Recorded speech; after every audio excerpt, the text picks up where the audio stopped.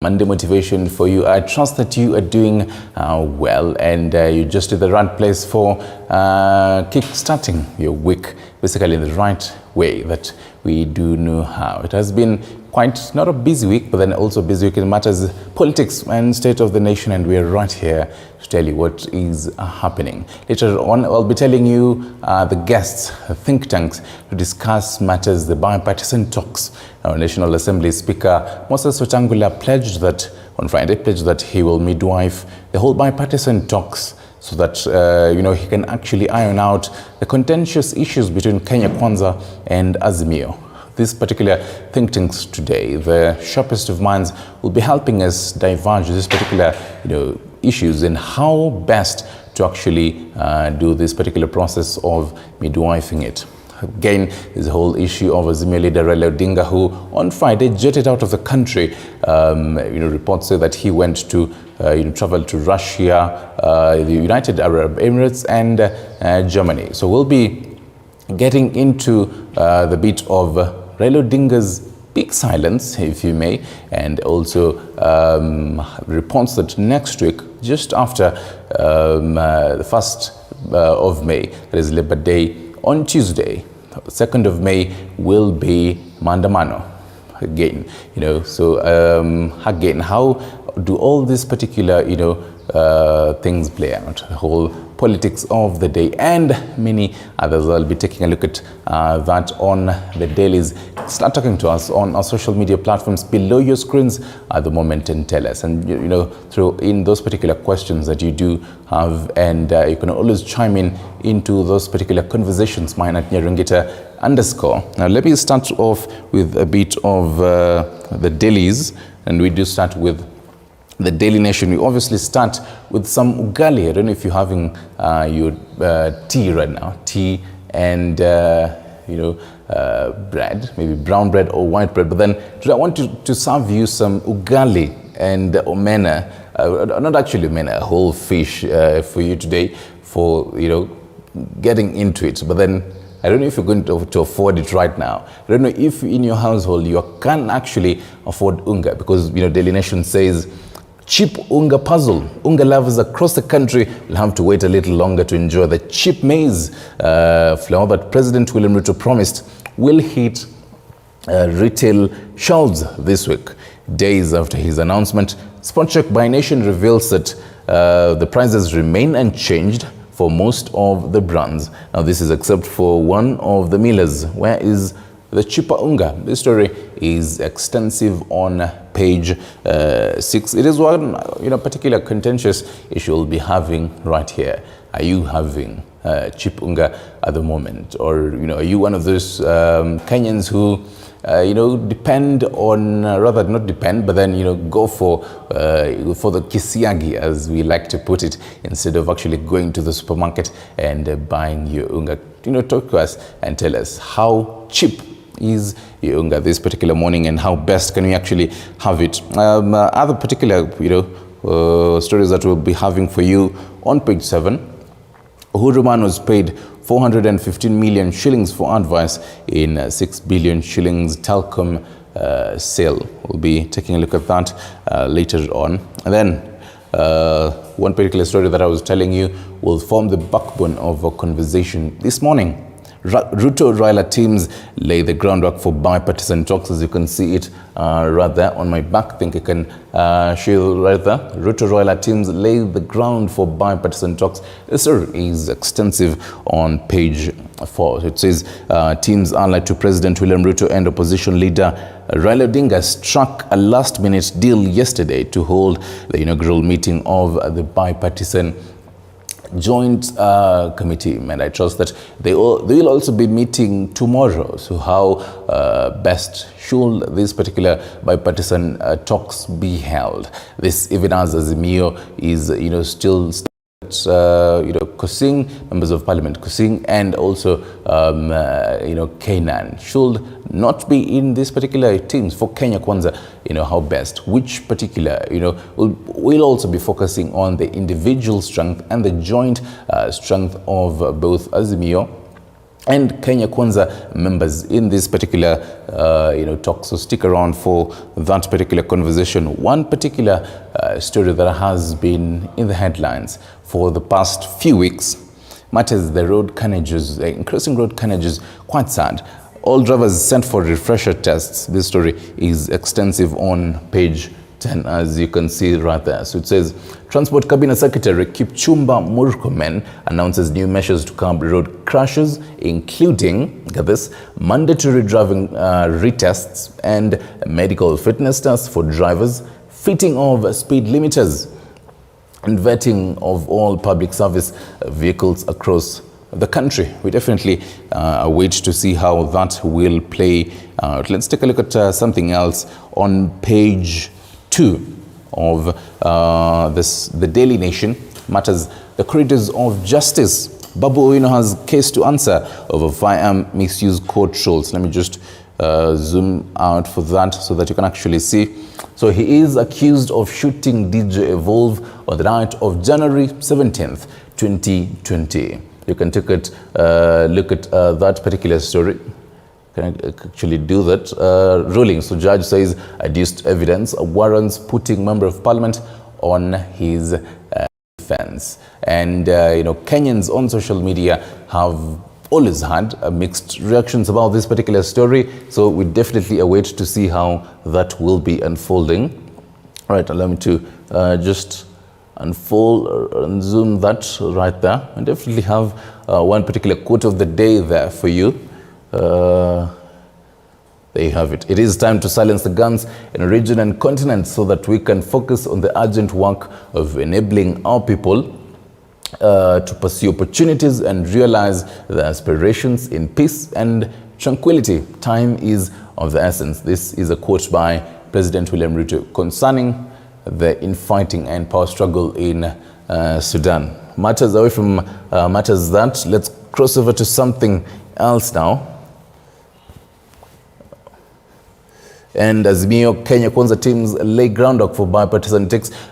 Let me have a groundwork of this particular story so that even as we start this particular conversation, we'll be diving into it. So the two sides have settled on a neutral venue for a familiarization meeting to pave way for a formal process later. So do have that particular story there. The neutral ground was agreed upon today to avert the push and pull that had begun with each team planning their own meetings. So we definitely wish to see how that will be unfolding.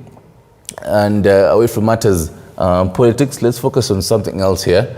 Cheap unga, not so fast, says millers amid price puzzle. The story is on page, which page is this? I believe this is page 7. All right.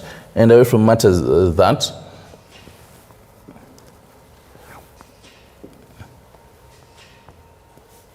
all right, let's focus on the Standard now. Wasted time for junior secondary matters education. So learners are back home, but for the pioneer junior secondary class, it has been a period marked with numerous challenges, from shortage of teachers to lack of textbooks. The pupils weathered the first term storm. This story is extensive from page 4 and 5, as you can see it right there. And we definitely have somebody else here who made Kenya proud in matters the London Marathon. Kevin Kiptum, who broke the tape to win the 2023 London Marathon yesterday. Kiptum's time of 2 hours, 1 minute and 25 seconds is the second fastest in the world. And, I believe Dennis Otieno later on, when he comes, he'll be talking matters, when he talks about matters sports, he'll be telling you why this is a great moment for Kenya. And on page 2, pardon me, May 2nd, the return of mass action story. Let me just open that for you. Right, there you have it. So this story is on page 2. Give dialogue a peace a chance. Ex-soldiers played with Ruto and Raila. Then on the right side, you do have it there. Azimio to resume anti-government demos next week. So we'll have to wait and see. Is technically just a week, exactly a week to this particular planned demos for Azimio. So we'll be taking a look at that and how possible it is. Matters school, colleges, drama and film festivals takes off on a high note. Definitely miss those good old days in drama festivals. And still it matters education, just as students and teachers brace for term 2 after a difficult start. Let's go over to something else now. And right, there you have it on page 8. And just have that for you broadly. CS's attending parliament is unconstitutional, analysts now say. So parliament marshaled enough numbers to amend section 20 of the National Assembly and 50 of the Senate standing orders to allow this. Analysts argue MPs changed the function which is protected in Article 255, which could only happen through a referendum. So far, we've seen about 2, cabinet secretaries, 2 or 3 cabinet secretaries, appear before the parliament, to be grilled on the assessment so far since, they took over. But then, as some analysts say, it is unconstitutional. But then, is it functional? We'll be diving into those particular matters later on. Right, let's focus on matters what is happening in the country now. And more than 10 bodies have been exhumed, bringing the number of bodies found in shallow graves at Shakahola village in Kilifi County to 39. An exhumation is ongoing at the land of cult leader Paul Mackenzie, who is in police custody. Sharon Baranga breaks it down for us. It all started with a tip-off from the public, with claims of people belonging to a religious group in Kilifi County starving themselves to death.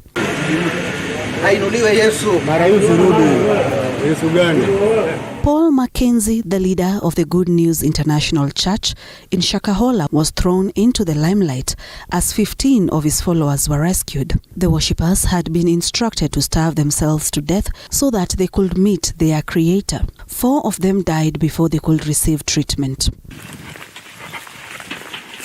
What followed was a horrific discovery of graves of people claimed to be Mackenzie's followers. On Sunday, homicide detectives exhumed 12 more bodies, bringing the number of bodies found in Shakahola to 39. Kama idadi tunapopata kutoka kwa makaburi yanayochimbuliwa, watoto ni wengi ambao waliathirika.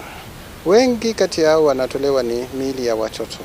Hii ni pigo kubwa sana kwetu kama idara ya watoto, ambao tuko kipaumbele kutetea haki za watoto wetu. Haya yote yalofanyika ni makubwa sana na ni pigo kwa taifa letu nzima. Lakini saa hii kuanzia huu mwaka hii 2023 hii mambo ilichange mbaya sana. Watu ukiingia huku paka ukiwa unabeba unatishiwa, paka walikuwa hataki tena mabodaboda kabisa waingie paka huu msitu. Na huu msitu si ulikuwa ni wetu, ulikuwa unawasaidia watu wengi mara kwa sababu wa Somali wengi walikuwa wako huku wana maboma zao. Sisi tunabeba wa Somali, wanatulipa. Lakini sasa hao wakaja paka wakawa wanatutishia. Huu msitu ukiwa unaingia lazima uwe tunajua wewe nani unaingia kivipi. Sasa ikawa hiyo ndio tishio. Ndio sasa tukaweka maandamano kama wanakijiji wa Shakahola, tukaanza kutaka kujua sasa. Kwani hii mambo inakuwa namna gani? Sasa ndio ikakuja ile story paka watu wanakufa, unaingia mahali unapata msitu kama mdogo wenyewe, unapata kama watu kama 9 hivi wamekufa hapo. Olela na jamaa, watu wanakufa na jamaa yako hapo, unampata yeye anakula tu na anaangalia kabisa watu wake pale ndio wale na wanakufa. Na jamaa hana hata huruma. Huyu Mackenzie ametutesa, unaona? Na akiulizwa kwenye koti anasema yeye hatumi hao watoto, yeye anasema anafanya ukulima. Sasa huko hakuna ukulima wenye anafanya Mackenzie. Chenye anafanya ni Biblia, anawaambia watu wafunge, unaona? Kwa sababu akiishi ni dhambi. Since the discovery of the bodies, families of people who disappeared mysteriously have been camping in Kilifi County to try find out if their loved ones are among the dead. I'm here in search of my loved ones, my in-laws, my child, my wife, our sisters. Actually, all their family are missing. 6 people. They used to live in Lincoln, Mombasa, but I used to live in Nairobi with my wife. Okay, so my wife's sister used to work in Qatar Airways. She's a Qatar Air cabin crew. So she was the one who told my wife they should go and visit their parents in Malindi on date 7. Knew they traveled together when they are calling a sister from work because she was supposed to resume back to work last week Tuesday. Then they are calling my wife to ask for a sister. Then they track a flight that they found out she booked a one-way ticket to Malindi. Instead of her having a return ticket back to Nairobi, then to Qatar. When was that? Date 7, August. They went missing 2 weeks ago. It has disturbed my life. I'm destabilized, like I can't even continue where I stopped until I knew are they alive or they are dead, or I just, with the hope of God, I'm praying I'm going to find them alive. We have a number of graves that are yet to be exhumed, and we fear that this body count will rise drastically in the next few days. We are working in close cooperation with the DCI and the security agencies to ensure that we leave no stone unturned. But still, there is need for more support. As you are all aware, this operation was happening in an area spanning around 800 acres. And this is just a section of that area. So we need the police to come in, we need drones, we need surveillance, air surveillance, because there could be many more people in there who are at risk of dying. One woman was rescued in one of the hideouts. She was in a terrible state. The latest development has sparked a debate on whether registration of religious groups should be regulated by the government. It is high time. It is high time as a country we need to see tunaelekea wapi. Sababu hakuna haja, hata nimeona watu wengine wanatoroka. Ati mtu anatoroka familia yake anaenda Malindi. Ati kwenda ndio aende mbinguni. Sasa Mheshimiwa mwenda zake, Mheshimiwa Kibaki alikuwa anaongea maneno na uvumbavu. Sasa hiyo ni ujinga mkali. Nadanganya usikule. Unakaa na unafuata. Lakini that is not the point. The point is we have a government in place. Tafadhali. Now, as homicide detectives continue to exhume more bodies of victims linked to a religious cult that has hit headlines for starving its members to death in Kilifi County. In the name of seeking God, it is now emerging that the Paul Mackenzie's church had gathered members not only from Kilifi, but also from other parts of the country. Some of the victims' families are now in a dilemma, not knowing whether their relatives are alive or dead, as they also reveal how their sons and daughters almost denounced their ancestral homes after joining the cult. Reporter Arnold Adidi visited a family in Vihiga County whose members were congregants of the church and prepared this report. As the saga of Paul Mackenzie's religious group continues to shock people around the world, families across the country bear the scars of the cult, indicating its deep penetration. We traveled to Kisianya village in Vihiga County to meet Harun Ambayo, whose son was the devoted follower of Paul Mackenzie's religious group. Since hearing about the deaths of members affiliated with the group, Harun's family has been restless, with only scanty details of their kin's whereabouts. Nilisikia ripoti kutoka Malindi ya kwamba kijana yako ameshikwa. Punde tu baadaye jana hii nimesikia tena bibi yake ameshikwa. Na sina namna ya kufikia huku kutoka hapa mpaka nifike Malindi. Saa hii wote wameshikwa, bwana na bibi. Na watoto sijui wako pande gani. Wako hai, wamekufa ama nini. Naomba tu serikali nisaidie. According to Harun, his son Kelvin Asena, a motor vehicle engineer by profession, left home for better opportunities a few years ago. But a few months later, he noticed unusual changes in his son's behavior. Tangu miaka hii 2-3 tunawasiliana tu kwa simu. Kuwa anatuelezea ya kwamba tusipatikane tukipeleka watoto shuleni wala hospitalini. Sababu gani?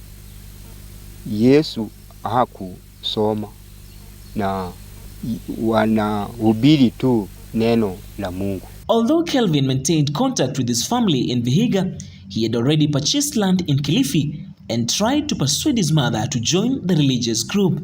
Tukamwambia sasa hiyo shamba itakuwa tu yenyu. Weenda mpate mambo mazuri wala mbaya yenye natakana wazazi, sisi hatutakuja kwa sababu kulingana na kimila ya Waluhya. Inasema mtoto hawezi kununua shamba yake peke yake alafu yeye uende huko. Na ukienda huko utakufa. Akanitoa hapo akaniambia kanisa imekuja huko. Tukaenda huko paga cha wakali. Wakaenda kakalisha tu hiyo kanisa karibu na mtoni hivi. Na mahubiri yao ilikuwa potofu kwa sababu anaambia mtu ambaye hata usiana na wewe kwa katika hii kanisa akukataze wachana naye, awe mzazi, awe ndugu yako, awe dadako, muache.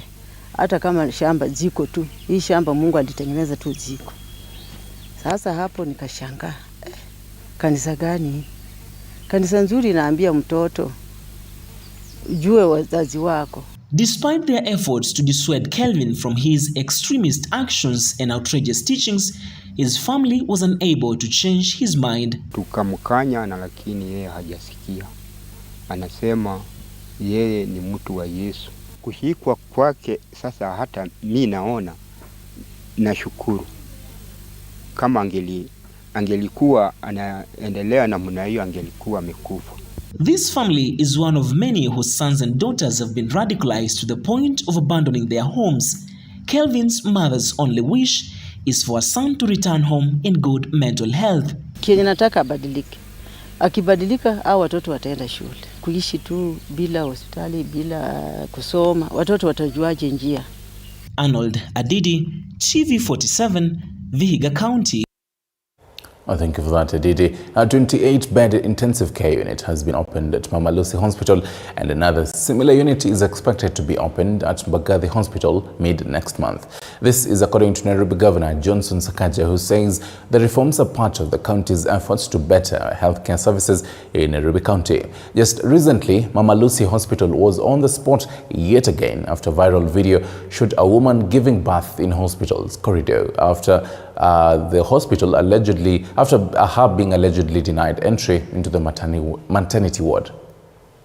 We've been able to open already our first ICU at Mama Lucy, and mid next month tunafungua ICU ingine kule Mbagathi of 28-bed capacity. And thank you for your support. Your Excellency, pia ulituambia utatusaidia na huko Mama Margaret Hospital ambayo iko pande ya Kariobangi kupunguza pressure ambayo tunapata Mama Lucy Hospital. Juzi imebidi nibadilishe uongozi yote ya hiyo hospitali because of the challenges we've had. But even if you do that, without us moving the pressure to Kariobangi, we will still have endless problems. For 3 years, Nairobi had no medicine in hospitals. Today, I would dare anybody, uende kwa hospitali yoyote ya county ya Nairobi, ukose dawa, uniambie. Tumenunua dawa ya 244 million that is in each and every facility, from the dispensary at the bottom mpaka Mama Lucy na hospitali zote katikati ya hiyo. And it's because of your support ulituwezesha, na nakushukuru kuongea na KEMSA. The historical debt of 185 million, Your Excellency, I'm glad to report to you that thanks to your assistance, tayari nimeshalipa karibu 80 million because we've been paying them 40 and 40. Actually now it should be 100. Tutaenda kumaliza, but they are still supplying our facilities. Kwa sababu you believe in community health and universal health. And the sugar company is set to receive a new miller from the government, and it won't be privatized after a conversation with President William Ruto and Bungoma leaders was held last week at State House in Nairobi. The leaders are now calling upon the government to tame illegal sugar importation to pave way for sugar sector growth in the country. Wanje Sostin tells us more. Finally, there is light at the end of the tunnel for Bungoma County Kenya farmers after their concerns on matters privatization were heard by the national government. Bungoma County leaders led by the National Assembly Speaker Moses Wetangula met President William Ruto last week and tabled the people's interest on the ailing Zoya Sugar Company. Zoya inaenda kupata a brand new mill kutoka kwa serikali. Na sasa sisi ni kujipanga, serikali ikitaka kuondoka katika Zoya Nzoia iwe mahali ya kaunti ya Bungoma. Anaye tunaenda kuandika sheria kwamba Nzoia kama zile shares za serikali national government tumeuliza president awaambie sikuje kwa kaunti. Ili mashirika kwa hapo ndipo ndio wanatoa watu wao ndio walitoa chama. Kwa hiyo chama ni ya Bungoma county. So that the governor becomes a custodian ya hiyo Nzoia Sugar. Hakuna mtu asiyetaka na kwa hiyo privatization hakuna. Rais wa nchi ya Kenya tukapanga tayari ako na mpango ya kutoa pesa zaidi ya shilingi bilioni 5 mashini mpya ya kisasa inunuliwe. Mheshimiwa President akasema, I keep my word, I keep my promise. Nzoia will never be sold, will never be privatized. The leaders have called upon President William Ruto to put up measures that will restrict the importation of illegal sugar from neighboring countries, as a way for enabling the country's sugar companies to excel. Hii viongozi lazima tusimame imara. Tuende bunge na rai asimamishwe kuleta sukari hapa Kenya kutoka kule nje. Sawa sawa? Mnakubali hiyo? Mnakubali rai tumchunguze? Mnakubali mtu ambaye tumchunguze? The cane farmers on their part are asking for the millers management to be looked into, stating that it has been the cause of Nzoia problems. Only major problem that we have in Nzoia is about management. We streamline management, then all will be well. Watafute mtu ambaye ako na tajriba kama managing director, mtu ambaye yeye ni mkulima anajua vile wakulima wameumia. As the Kenya Kwanza government prepares its first budget in, the MP said that they will make sure all debts owed by Nzoia are waived and farmers as well as workers' debts are cleared. Wachana na Nzoia imeshindwa kuwalipa, chukue hii ikuwe deni ya serikali ya Kenya, serikali iwape nyinyi pesa ili mtumie. Wale ambao walienda retire, tuliambia president factor these people kwa budget, tuwaheshimu, wameretire wakule pesa yao polepole. President William Ruto is expected to have a 2-day tour in Bungoma County in May. Wanji Sostin, B47, Bungoma. Now, a family in Kianguchi village, Embu North Sub-County, has appealed for security and protection from the government, as well as surveyors to oversee subdivision of an 8-acre piece of land after the Court of Appeal ruled that the land be divided into two. Our reporter Amida Yakub reports that the land dispute has dragged in the court for 34 years. It has taken the court 34 years to make a ruling on the land dispute that has seen the elderly family shedding tears. Tumekiteseka miaka hiyo na hasa shamba sina mahali pa kufanyia kazi. Hata kuna wakati nilikuwa nimefungiwa njia, singeweza kwenda kwa shamba. Sasa mashida ni mingi. Samuel Makindu said that the land dispute ended up in the courts after his father and elderly brother denied him and the uncle a share of 8-acre piece of land. Na sasa kulingana na ile ndikiriko koti ilisema nipatiwe shamba yangu eka 4, juu hii shamba yote ni ya eka 8. He claims that the family members who have been denying him his land inheritance could be planning to harm him, adding that he should be accorded security and that of his wife. Na juu nasikia watu wanauawa kama pale Mokango, nilisikia kwa redio ati huyo mzee na kijana wake waliuawa juu ya shamba. Naomba usaidizi hii mambo isifike huko, juu nikirudia huko nyuma Nguvu Boys nilikuwa nimewekwa kwa hiyo mpango wa kuuawa juu ya hiyo shamba. Kwa hivyo ningetaka naomba usaidizi nisaidiwe ili niweze kupata shamba yangu kwa upande wa Safea ndio nipate shamba yangu. Hindu said he has spent all his fortunes in court and despite getting a favorable judgment, he still needs support for surveying and subdividing the land. Akili juu kama huyo expert wa handwriting nilimlipa pesa mingi sana, almost 500,000 ndio naye aweza kutoa hiyo ripoti yake. Amida Yakub, TV47.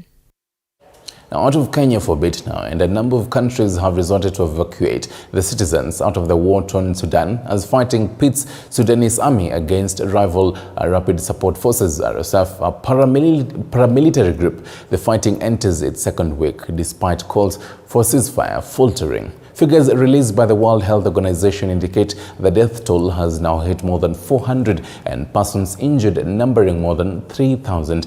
Mwagi William with the details.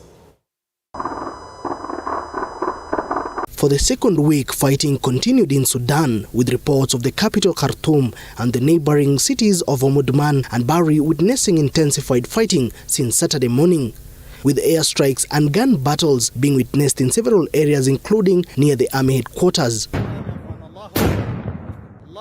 Various countries have commenced evacuation operations of their embassies and citizens out of Sudan. President Joe Biden on Saturday said that the U.S. military conducted an operation to extract U.S. government personnel from Khartoum, adding that Washington is temporarily suspending operations at its embassy as fighting rocks Sudan. Saudi Foreign Ministry has announced the evacuation of Saudi citizens and other nationals, including Indians. A total of 158 people, including people from other countries, have been evacuated and transferred to Saudi Arabia's Jeddah ports by boat. As countries rush to rescue their citizens, a Nigerian student still stuck in Sudan questioned why other foreign nationals were being rescued in evacuation operations while thousands of Nigerian students remain trapped amid the conflict. Everyone has been stranded. There is no hope of survival. Everyone is just running helter-skelter, looking for shelter to survive.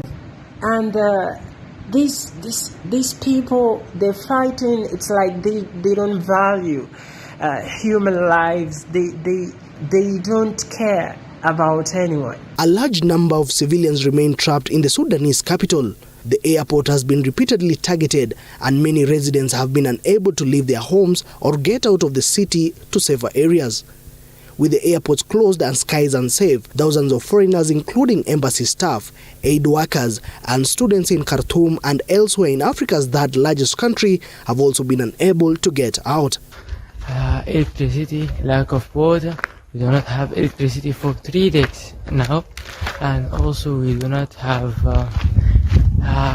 access to water since last Saturday, but we are drinking from wells here in Khartoum.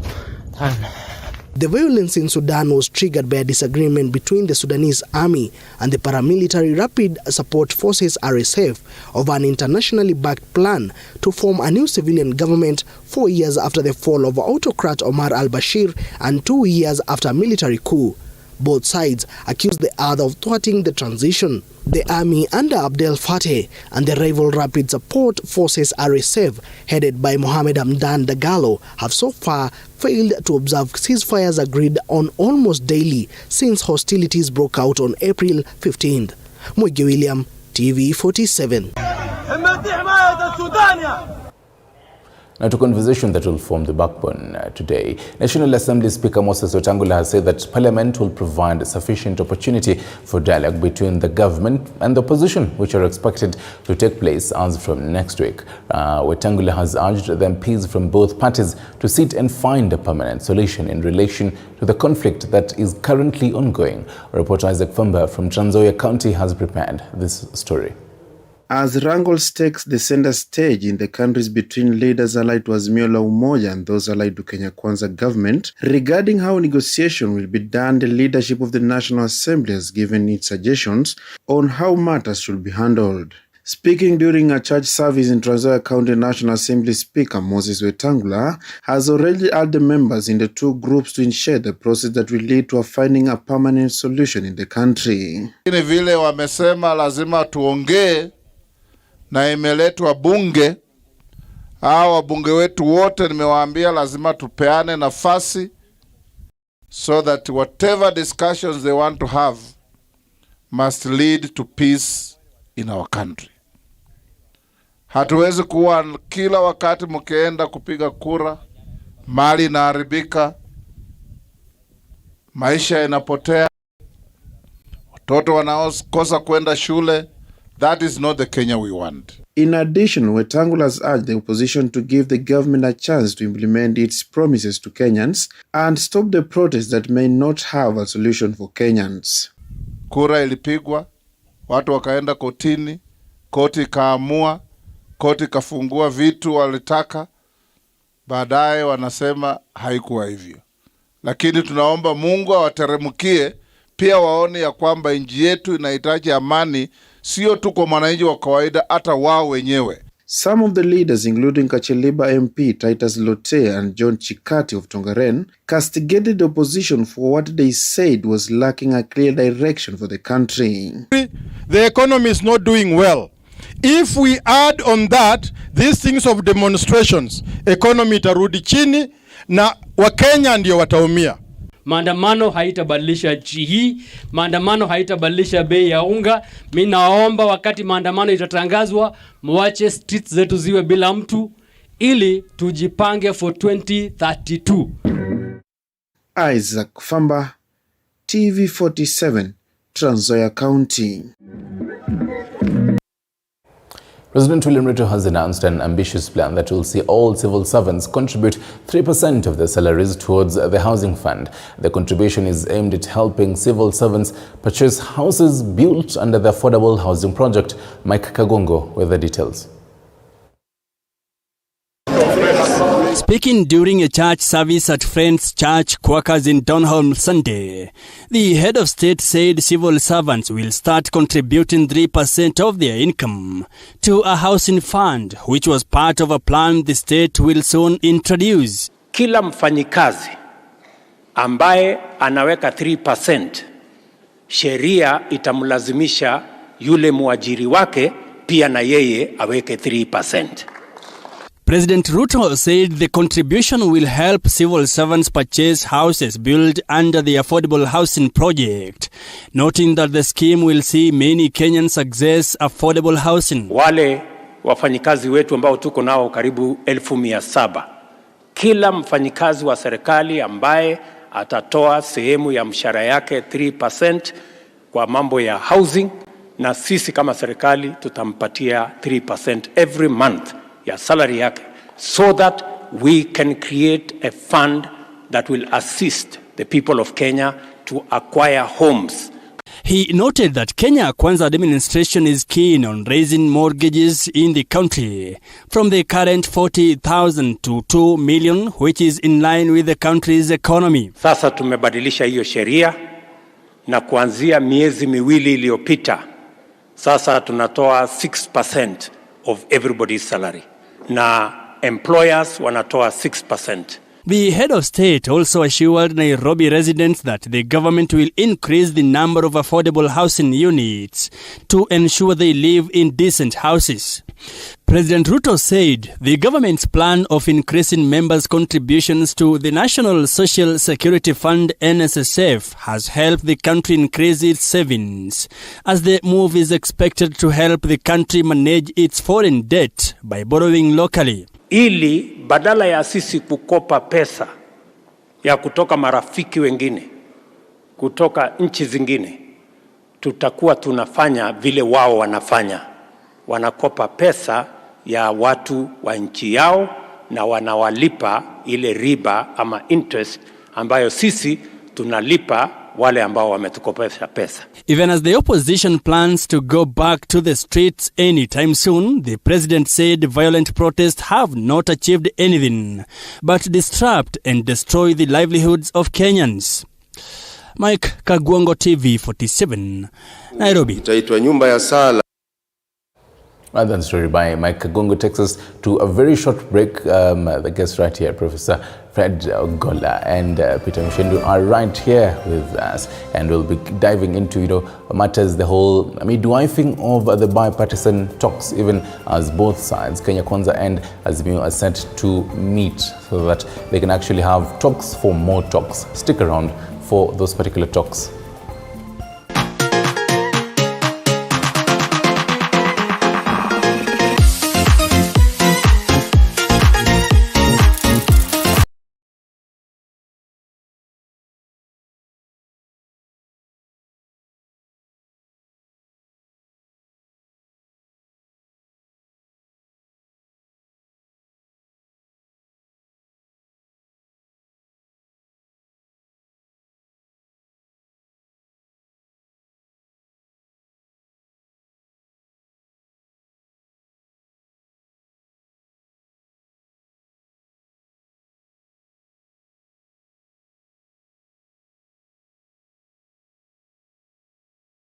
Ever since I was small.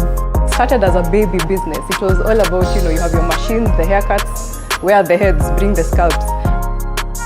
We wanted something that would remind us about prayer every now and then. So the moment you mention Talit, we always think about prayer, because Talit Cakes is founded on prayer. Get to learn more about these entrepreneurs and what makes them stand out in their field every Monday at 6:30 p.m. only on The Grind. Authentic, natural, planned.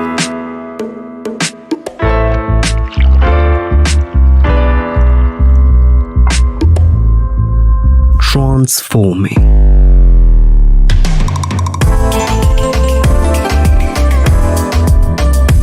Endless benefits.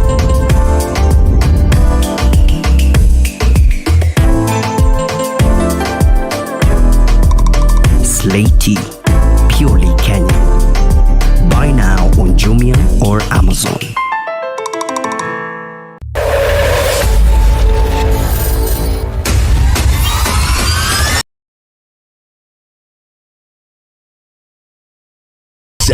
Tuko nawe mchana kutwa na usiku kucha. 92.9 Mombasa. Hapa ndipo.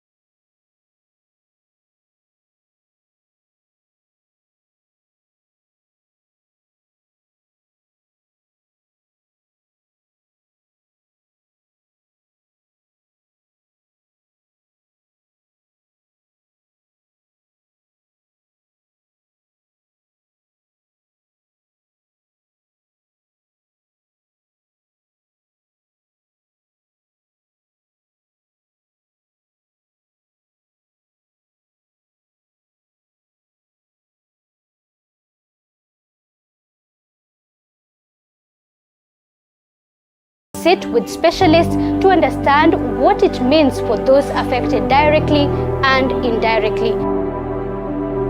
Everybody's life, mine has also been faced with ups and downs.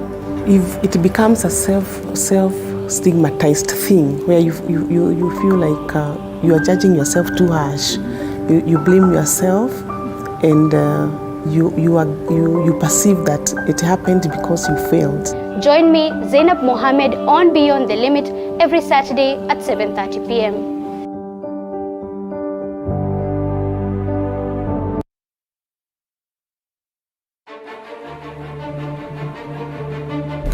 Things like cocaine can cause extremely high pressures, and it can cause damage to the kidneys. Main reason why people get constipated is food. If you lie down flat and you notice you're having some difficulty breathing, yes, that could also be a sign of heart disease. When the car breaks down, it is taken to the mechanic. But when the human body breaks down, where is it taken? This is why the Body Garage exists. Join us every Thursday, 8 p.m. as we bring you health expert advice. And I'll be your host, Dr. Chepsi.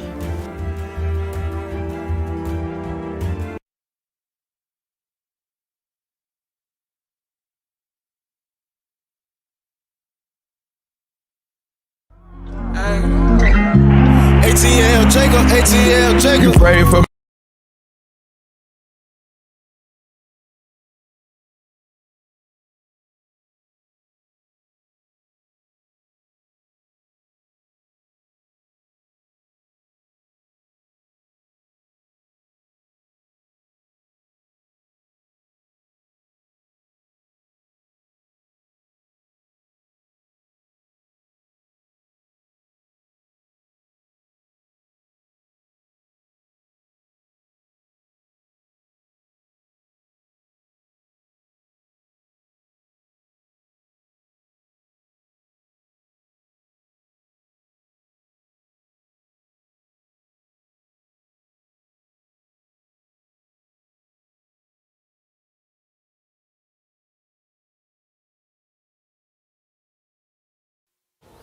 Right, 9 minutes to 7 a.m.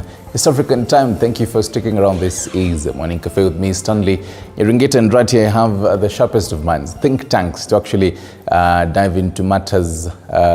So on Friday, National Assembly Speaker Moses Wetangula said that and pledged that he will midwife the whole bipartisan talks, to iron out the contentious issues between Kenya Kwanza and Azimio. So this particular morning, gentlemen, I want us to dive into how best to actually midwife these particular processes. I don't know if you have the whole experts of midwifing per se, but then thank you very much.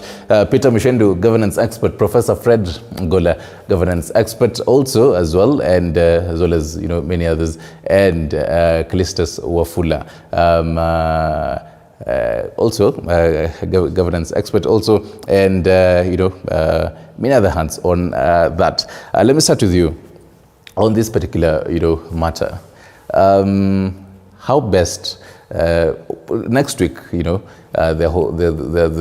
rumors and talks of the second season of Azimio demos, and the Azimio leaders are preparing for this particular demos, as well as they're actually preparing for the talks, But then let's talk about the trust between both sides.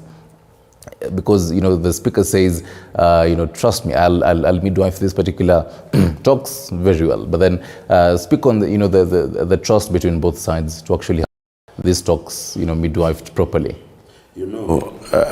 I, at a risk of sounding maybe not trusting the process, I don't think that the talks will go anywhere, if you ask me, because the Azimio side is not interested on anything else other than being part of government. This thing about opening server, cost of living and all that, I can tell you, those are hula barrows. The idea here is to be part of this government. And unfortunately, the government of Kenya Kwanza is determined to work on its mandate, that is to deliver to Kenyans without the infiltration of the opposition. And when you hear Kenya Kwanza saying, that is Azimio saying that they will go back to the street and the bill that is supposed to anchor the talks in parliament is not yet in place, that tells you that the mistrust within the confines of the two coalitions is so high, such that people are threatening to go back to the street even before the bipartisan committee sit for their first meeting. That will tell you that it is not really about the said agendas that are there. I think it is about being part of government from the Azimio side, and as long as that is not on the table, they will keep threatening going back to the streets because they want to be part of government. On the other hand, the president has insistently said that he wants to have a strong opposition that critiques his government, and that is the parting way. So if you ask me, the bipartisan committee is geared all that there is. It is Azimio being part of government. And I can assure you that William Ruto and company are not ready to entertain Azimio and company into government. And therefore... So basically Kenya Kwanza has the full trust of these talks, according to you? So Kenya Kwanza, as far as the talks are anchored on the very reasons we are having, because I can tell you, one of the major things that we want to talk about is the IEBC, because that is what is at stake here for the 2027 general elections. Okay. And of course, IEBC this time has a very serious task of realigning our boundaries and seeing whether we will have new electoral wards, whether I do not foresee anywhere we will have new constituencies. So basically, that is the whole thing that we want to do. Let's talk about IEBC, because when you talk about the server is beyond Kenya Kwanza. That is the work of an independent body called IEBC. Right. If they have an issue, let them go to IEBC. When we want to talk about the cost of living, Kenya Kwanza government is working on that cost of living. So the only seeable sitting we can have, and the only agenda we can actually discuss and come up with a way of resolving it, it is purely about IEBC. Right. Every other agenda by Kenya Kwanza is neither here nor there. Okay. We'll get into matters IBC later. Prof. Gola, let's pedal back on how all this particular the whole talks before the talks began. Do you feel like we're heading right now into the right trajectory of actually having this particular talks, and how best should we be having these talks? Yeah, first and foremost, certain things have gone wrong before they begin. In strategy, we say that when you want to go for any war, you win before the war begins. So whether it's a win for Kenya Kwanza or a win for Azimio, some things have gone wrong before it begins. And it's my position that, first of all, bipartisan is not the process to resolve these issues, because it becomes the issue between Raila versus Ruto. And this nation is bigger than that. So the second thing is that as Moses Wetangula says that it's going to be the midwife to this, he is not qualified to do that. That does not mean competence, but he is in Kenya Kwanza. How do you become a biter between yourself and your opposition, direct opposition? I think that's already wrong. In fact, two questions now will arise. If you say bipartisan isn't the approach, then how many people should be involved on the table, and who is most competent? Because again, Raila had asked for outsiders to have this. At Operation Indogatuzi, we have even called a press conference and stated we need multi-partisan approach. Bipartisan is talking about two parties. Multi-partisan, Kenya is bigger than all. In fact, if anybody wants to give advice to President William Ruto, is that it is not only Raila Odinga who lost the election. He was not the only one in the ballot. There were more people who lost the election. It's not just the presidential election that we are talking about.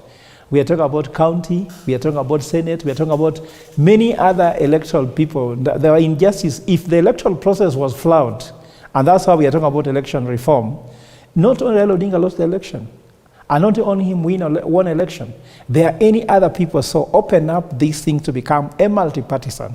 The other reason I have is, you remember that Raila Odinga got 6.9 million if the numbers by IBC is anything to go by. Okay. William Ruto got 7.1 million. Remember that more than a third of Kenyans who registered as voters did not vote. Also remember that more than a third of Kenyans did not register to vote. So we are looking at a government of minority whereby even this 7.1 plus 6.9 together making 14 million, that's a minority both by opposition and government. And there are so many Kenyans left out. In this IBC process, there was no civil society in it. Religious leaders are there, but religious leaders already have taken sides. So we are looking at a process whereby to solve this problem once and for all, Stanley, we need a multi-partisan approach. And why am I saying so? I'm an economist, so we have justification. In 1997, Moi had a kind of an MOU with Raila Odinga. There were two people. Then we come to the year 2007, there was a nusumukati between Raila Odinga and Kibaki. Then we come to 2017, we have Ruto, Raila Odinga, and Uhuru. Raila becomes a common denominator, and the other person becomes just one person. In fact, the issue of national accord put aside, these guys met in Kilaguni and shake hands. The handshake. So we are looking at two people coming all the time together. And that's why we have not yet solved the electoral problems once and for all. There's some impunity here, Stanley. One day you'll win election to become president, then someone goes to the seat and says that we should talk. We should have a solution which is not Raila Odinga's solution. It's not a Kenya Kwanza solution. It's not an Azimio solution, but it's a Kenyan solution. And that's why if it's a Kenyan solution, Kenya is multi-partisan. Kenya is not bipartisan. Right. We have independent parties that run for election. We are independent candidates. There are so many parties in Kenya. They are actually enjoying what you call the political parties fund. Okay. Why are they locked out? So we would like all political parties to come together using political parties liaison committee to come in. Right. We need civil society. We need religious leaders. We need the private sector to come together so that we can have a solution for Kenya. You know, it is these people the people who are now holding us hostage, who are in government and opposition, they are people who have achieved a lot. The people whose time is being taken is the future of this generation. Young people are many in this country. Right. Almost 3/4 of this country is young people. Where are they in the bipartisan discussion? They are not there. The future belongs to them or belongs to the current people in government. It belongs to them. So I'm urging that we need a multi-partisan approach, and we need some arbiter, which is neutral, not Moses Wetangula. And in fact, it's unfortunate for him to make those statements in church. You should be talking about Jesus Christ, salvation. Going to make a bipartisan negotiation inside the church shows already we are lacking leadership here. All right. We'll get into that matters, the whole the religious leaders, and how you're saying they're being boxed on the corner at the moment. Kalisas, allow me to bring you in on this. You have outwardly shown supported this particular Azimio demos and said it is actually the right path. It is the right path to keep William Ruto, the president, on toes. Let's speak on. Do you support his sentiments on matters having a multi-party instead of actually a bipartisan approach? Okay. First of all, I want to disagree with my friend Mshentu. She's saying that Azimio is just coming to share the government with Kenya Kwanza. That is not the case. And Raila Odinga raised so many issues. Server is just one of them. And for me, for my case, my focus is not the server. My focus is on how we can fix IEBC so that in future we cannot have the same problems. We cannot remove William Ruto on power, because when we try that, it means we will mess up our country the way Sudanese are doing. But we have to be very careful. A national dialogue concerning Kenya is very important. And a bipartisan approach doesn't mean now you choose certain institution to handle. In Parliament, we don't have a committee formed to deal with the crisis born out of election. And that is a fact. And therefore, even if we allow them to kind of discuss, they are just the same people who brought these issues. The IBC, why can the MPs come up with the laws that can enable us to open servers in future? Why are they seated idle? That is another question. Then, the only thing the only problem I have with my counterparts in Azimio is that the issue of switching off TEMOS, switching on and off, it is really discouraging Kenyans. We need to be firm enough when we want to handle a government that is rocky, if I can say, because they are talking root. They are saying they are not interested in talks. In fact, you realize immediately after Raila Odinga had a discussion with William Ruto, we had the TB Kachakwa saying that they were just looking for an exit strategy. You see, that one tells you that these are the people who are not interested in solving whatever we are raising. But therefore, on the other hand, some we saw Kenya Kwanza leaders. I think it was the Thursday or Friday. Some of them toning down their hardline stands and saying that we are ready. The likes of Kimani Ichung'wah, saying that we are actually ready to talk. Moses Kuria saying that we are ready for this particular talks. But that is double speak, because they say they rapished the TEMOS. They said we are not going to share anything with you. We are not going to discuss opening servers. So you cannot preempt what you are going to discuss. So the issue I'm raising here is that if Azimio want to succeed, they should be firm When they are going to street, it is on street. Let the street demos continue until the like of Mshendu sees the light, see the light at the end of the tunnel.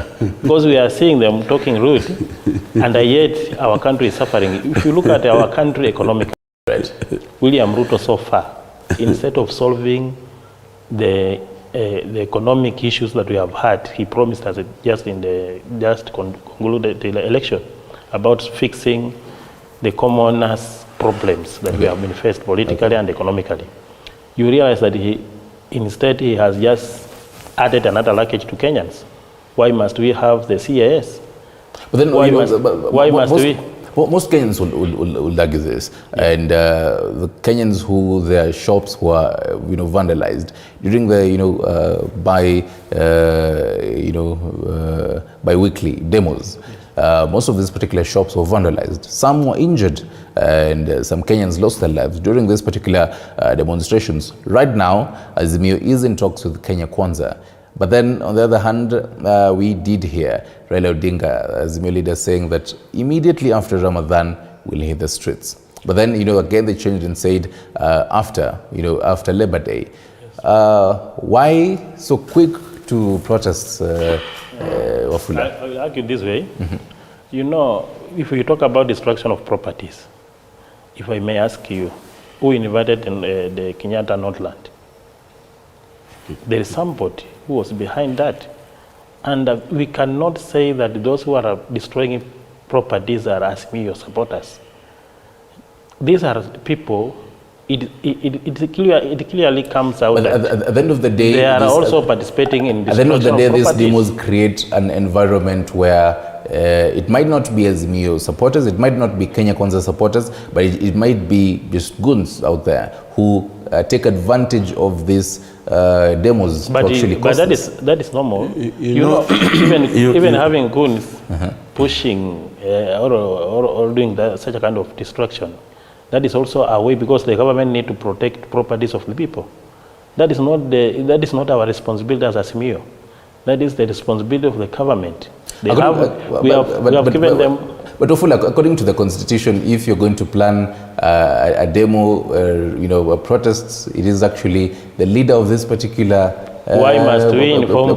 Whoever plans this then why is responsible. Why must we inform police? Okay. We inform police so that they come and protect properties.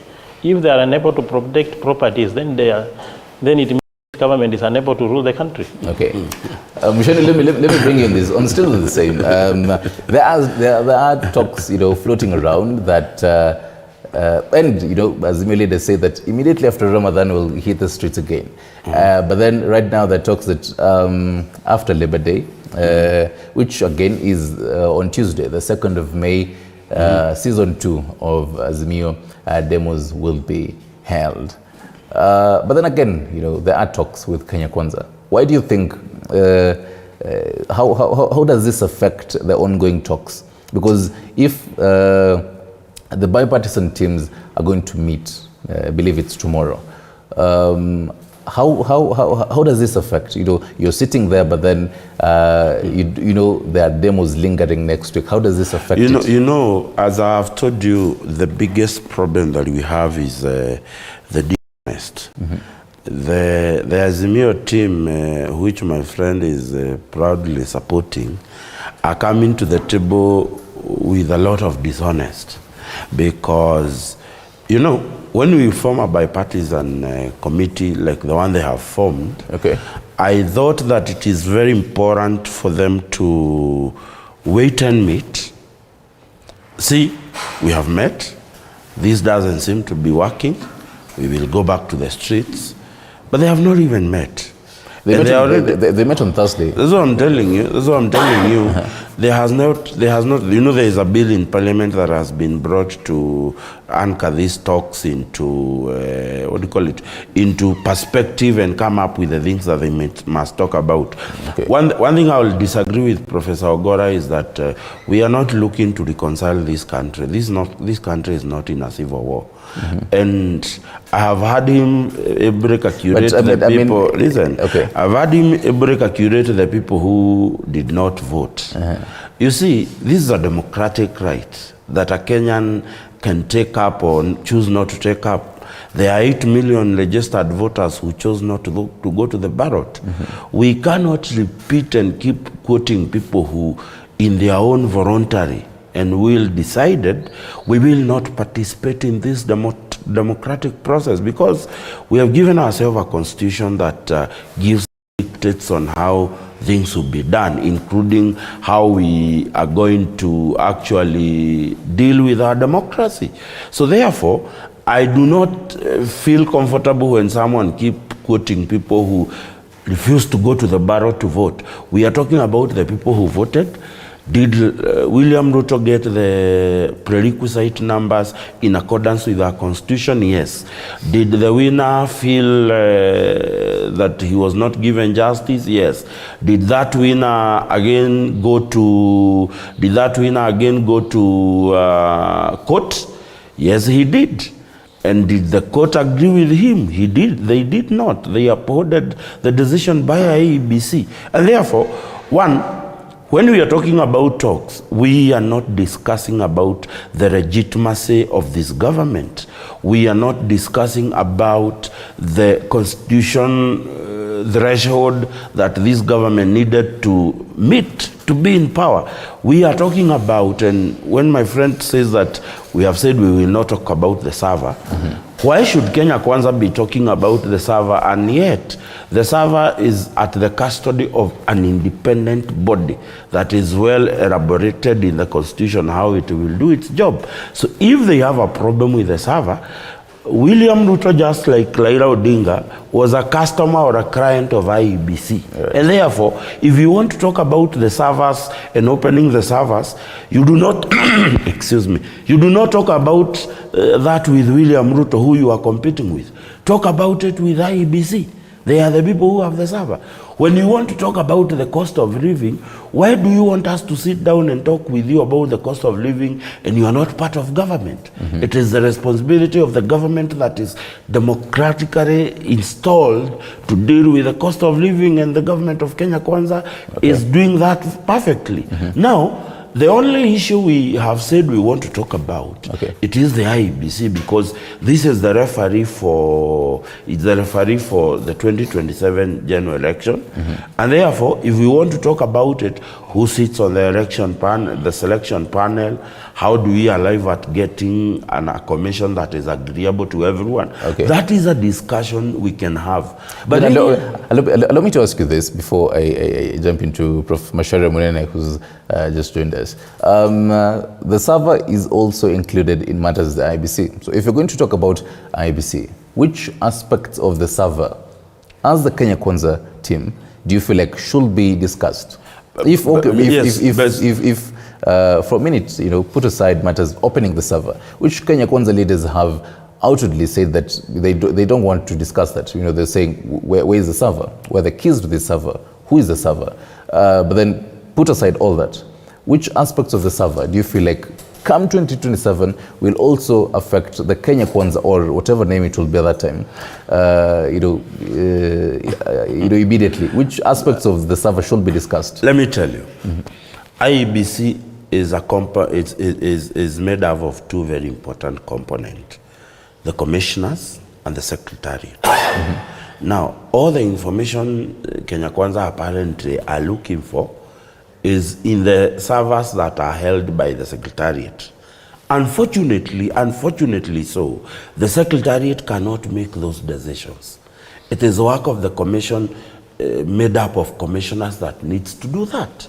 And therefore, it does not make any sense to be talking about the server when we have said we want to discuss about IEBC, because the first step of getting where these guys want to get, it is to get commissioners in place.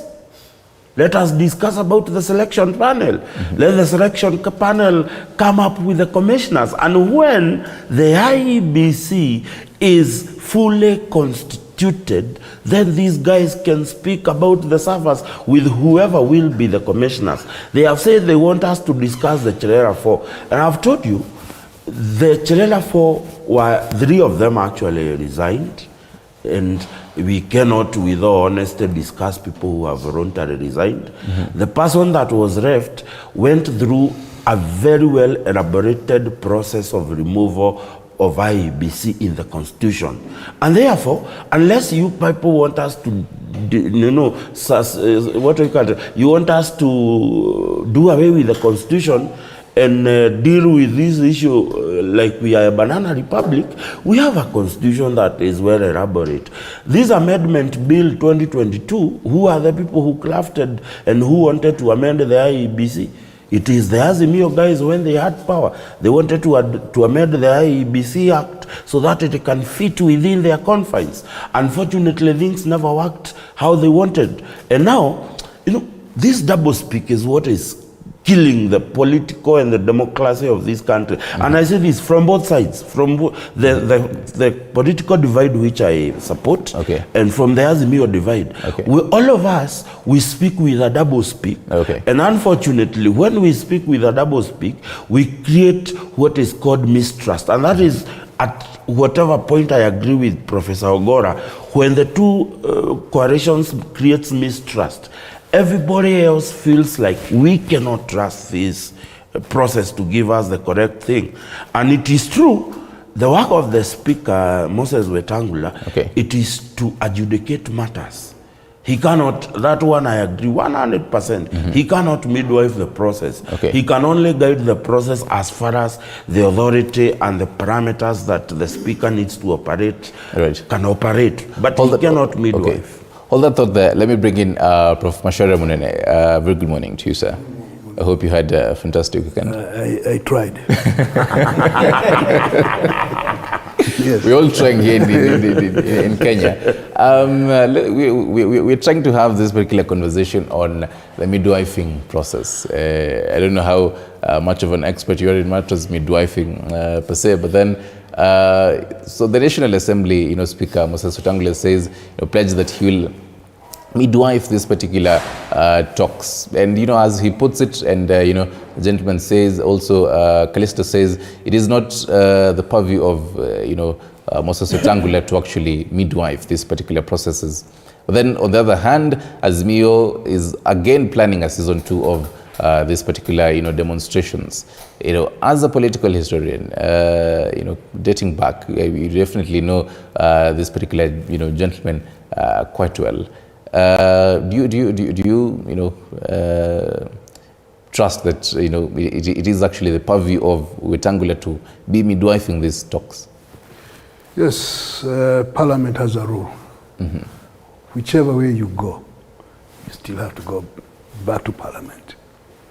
People can go and talk out there, have their kamkunjis, go and lock themselves in hotels, Naivasha, Mombasa, whatever it is, agree on whatever they agree, they'll come back to Parliament to make it legitimate. Okay? So that's the role of the Parliament. Outside that, there's nothing going on. And whatever is going on is grandstanding, okay? Nothing else, on both sides. Who looks better than the other, who makes the other one looks terrible. But in the final analysis, it's what Raila Odinga wants, it's what Ruto wants. And these are just instruments of discussions and say who is better than the other. Because really there's no issue here. What we are seeing is political power play, grandstanding. And then you can debate, should Wetangula have a role or should somebody else not have a role? This is it's power play.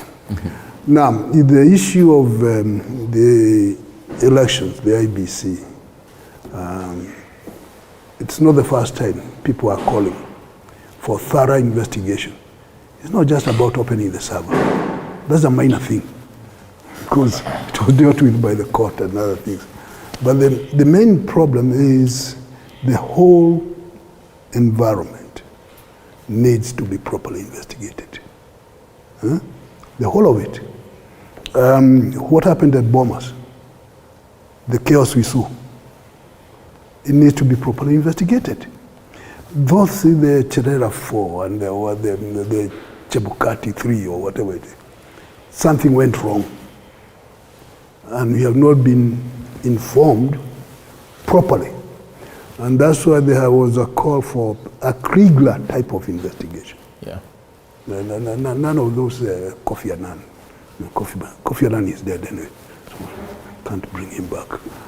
So, but a Kriegler type of investigation, thorough, as to what happened or did not happen, is what we need.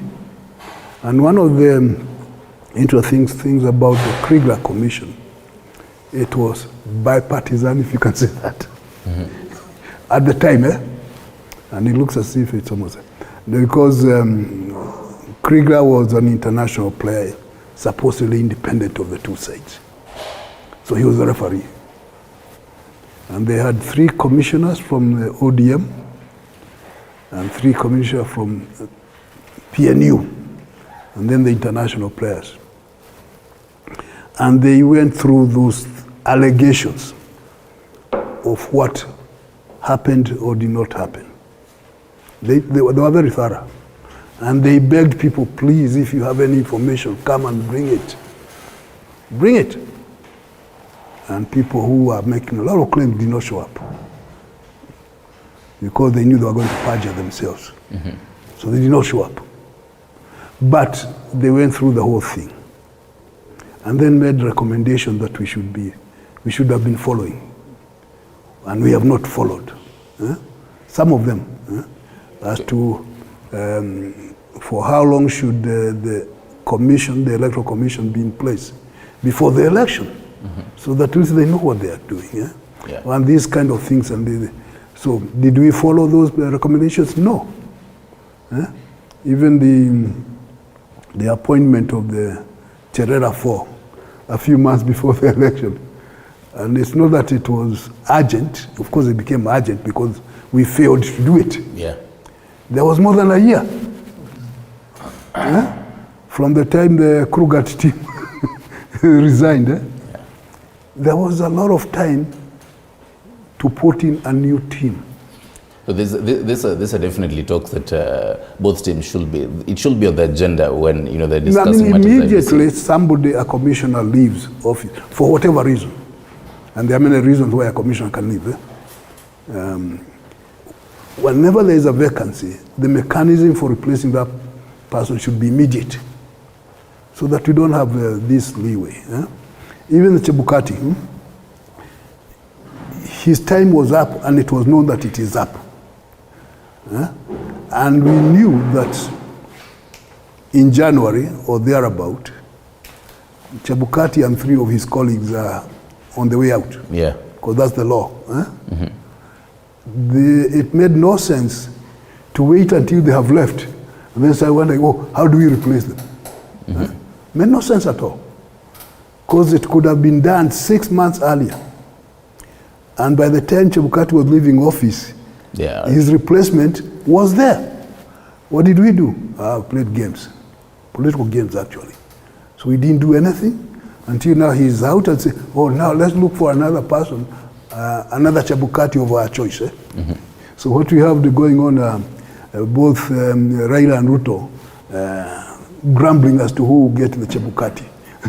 But that's neither here or there, because whoever is appointed as the chair, the main criteria is that person should be an honest person, should be a man of integrity or woman of integrity. That's all. That person can be leaning on this side or that side. That's not the issue, because it's important to say somebody is totally neutral. Yeah. Meaning, that would mean that the person has no opinions, has no, which is not true. What we need is not somebody who is neither ODM or UDA. That's not what we need. We just need somebody of integrity, that we can trust this person is going to be fair. That's all. All right. When we do that, and the time comes, this person will be fair, will do what needs to be done. Let me to bring in Prof. Ogola on this, and as Lindo Gatuzi, you have actively been pushing for electoral reforms in this particular country. when they're having this particular, agenda and discussing matters, IBC and even, the server extensively, what should both, teams be discussing openly on matters IBC? He speaks on matters, the Krugler, commissions, and what we didn't do and what we should be doing. Yeah, I think I agree with the Prof, because even in the press conference we gave, we said there have been so much reports that have been given, good recommendations. We have a QMI report, we have Krugler Commission report, we have TGRC report. There is no goodwill from these two people. And in fact, Stanley, if you allow me, if you ask Raila Odinga quietly that, do you really want free and fair election? Do all politicians ever want free and fair election? Peter here was trying to find a way to run for election. If you ask even your MP, do you want an election to be free and fair? They'll tell you, I want something that favors me. Mm-hmm. And in fact, that's why there is no interest for these reforms we are talking about. Genuine respect need. And that's why I was even trying to say, if we bring more players, for example, private sector is not interested to win an election or run an election, but they are interested that after the election, their goods are being burnt. Because who is suffering the most is the people who run businesses. Civil society, we have children who are sleeping hungry because of this. We have women, we have fathers who cannot put food on the table. Because on that day, even there's another mechanic who told me, one of my mechanic, I called him, he told me that the day there was the demonstration in Kibera, he was in the crossfire, he's injured. He can't go to work and put food on the table. And who is paying him? Who is paying for that? No one. That's why we are interested by saying we need to bring these people together and go back. The Bombers draft was there. Mm-hmm. The ways that elections should be conducted, it is there. What is lacking is the goodwill to put these things into force. And I can tell you, if you read Ecclesiastes chapter 3, verse 16, there's nothing new under the sun. The solution that can solve this country is not going to come from the moon or from heaven. They are there. There is not just goodwill. Like Prof has said, there was a recommendation on how IBC should conduct itself. The flaws in the electoral process has been done. Reports have been tabled. We are going back to Moi. People blame Moi to be a bad leader. Let me tell you what, Moi was just not different from these people. Because Moi, whenever there was anything to be done, he used to have a commission of investigation. The commission will investigate, bring reports, and no action was taken. Then there'll be another commission to investigate that commission. And there's nothing that's going to be implemented. So William Ruto, Raila Odinga, with all the credit we give him, he knows all those reports which have come. This is the time when to open up these things so that other players can come in. And let me tell you what, if you have Raila Odinga versus Ruto in parliament being discussed on who wants what, whose interest is what, will narrow this issue. In fact, that's why I'm trying to tell Peter, maybe just agree with me. I'm not citing those who didn't vote that they should come to declare who is the president. Mm-hmm. I'm trying to say their voice should be heard. Why didn't they vote? And Chebukati himself gave a report and said, there was no money. I'm an economist, I don't rely on rumors here. Mm-hmm. Chebukati gave a report and said there was no money which was allocated to civic education, and that affected the electoral outcome. Because people voted without knowing. Let me tell you what's timely, just to tell you. The election for 2022, economy was our epicenter. Now, if the economy was an epicenter because we are just coming from COVID-19, Russia, Ukraine was actually happening, we're supposed to elect leaders who can sort out the economic situation of the country. So if you go to your grassroots, did you elect an MCA who knows anything about economics? Did you elect an MP who knows economics? Did you elect a senator, governor who knows economics? Or you elected a politician who knows how to have with the best narrative to be elected? Mm-hmm. If Kenyans were supposed to be told, it is time now to elect an MCA, a senator, a governor, an MP, who knows about the economic issues. When the budget is being read, you pass a budget which you wonder now, did we not pass the supplementary budget in this current government? How come that budget cannot fix the economy? It is because the very members of parliament, if you look at them, I have done numbers, they are just around 2% who understand economics, who at least have economic background. If the election was about economics, we could have had at least half at least half of the members of parliament who can guide parliament budget process to sort out the economic issues of the country. They could have been able to tell William Ruto that your economic priority should be 1, 2, 3, 4, not CSS, all these ones. So that one is very clear. Then also, if you look at what is very key here, if you want to see how this will be done, the process of negotiation here already has been a poison chalice. Why I'm saying so is that Peter here says, wait for the process so that you see the outcome.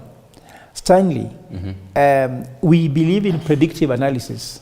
We cannot use a post-mortem report by saying, let's wait and see whether the bipartisan process will bear fruit. I'm telling you now, it won't. Things don't go wrong, they start wrong. You cannot be waiting for a tree to bear fruit when someone is cutting the branches that will bring the fruits. So we are looking at the goodwill. When this guy is going to negotiation, when you listen to the church meetings in Kenya Kwanza and Azimio, you are seeing two sides divided between right in the middle. Okay. They are not agreeing on principles. Raila Odinga is saying, I'm going to the streets. Kenya Kwanza is saying that we cannot agree to the following. Then why are we talking if already you're putting terms? Wait for the terms of reference. Raila Odinga set up clearly. I believe in his leadership. He put up the terms of reference to the team negotiating. We're supposed to get terms of reference from the team negotiating from Kenya Kwanza. Then he's taken to an independent neutral arbiter who would be able to go and look at these terms of reference and reconcile them. Parliament should pass what has been deliberated by that team. Okay. But Parliament cannot deliberate and find arbitration between those teams. They have no competence because Parliament has been bought.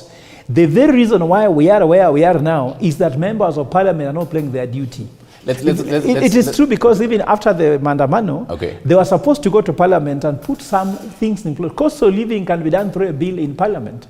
Why are we using arbitration now? Because Parliament cannot find a bill. No member of Parliament can sponsor a bill in Parliament to discuss about the cost of living. Let's take on matters, IBC for a moment now. And Ofula, you're a politician yourself.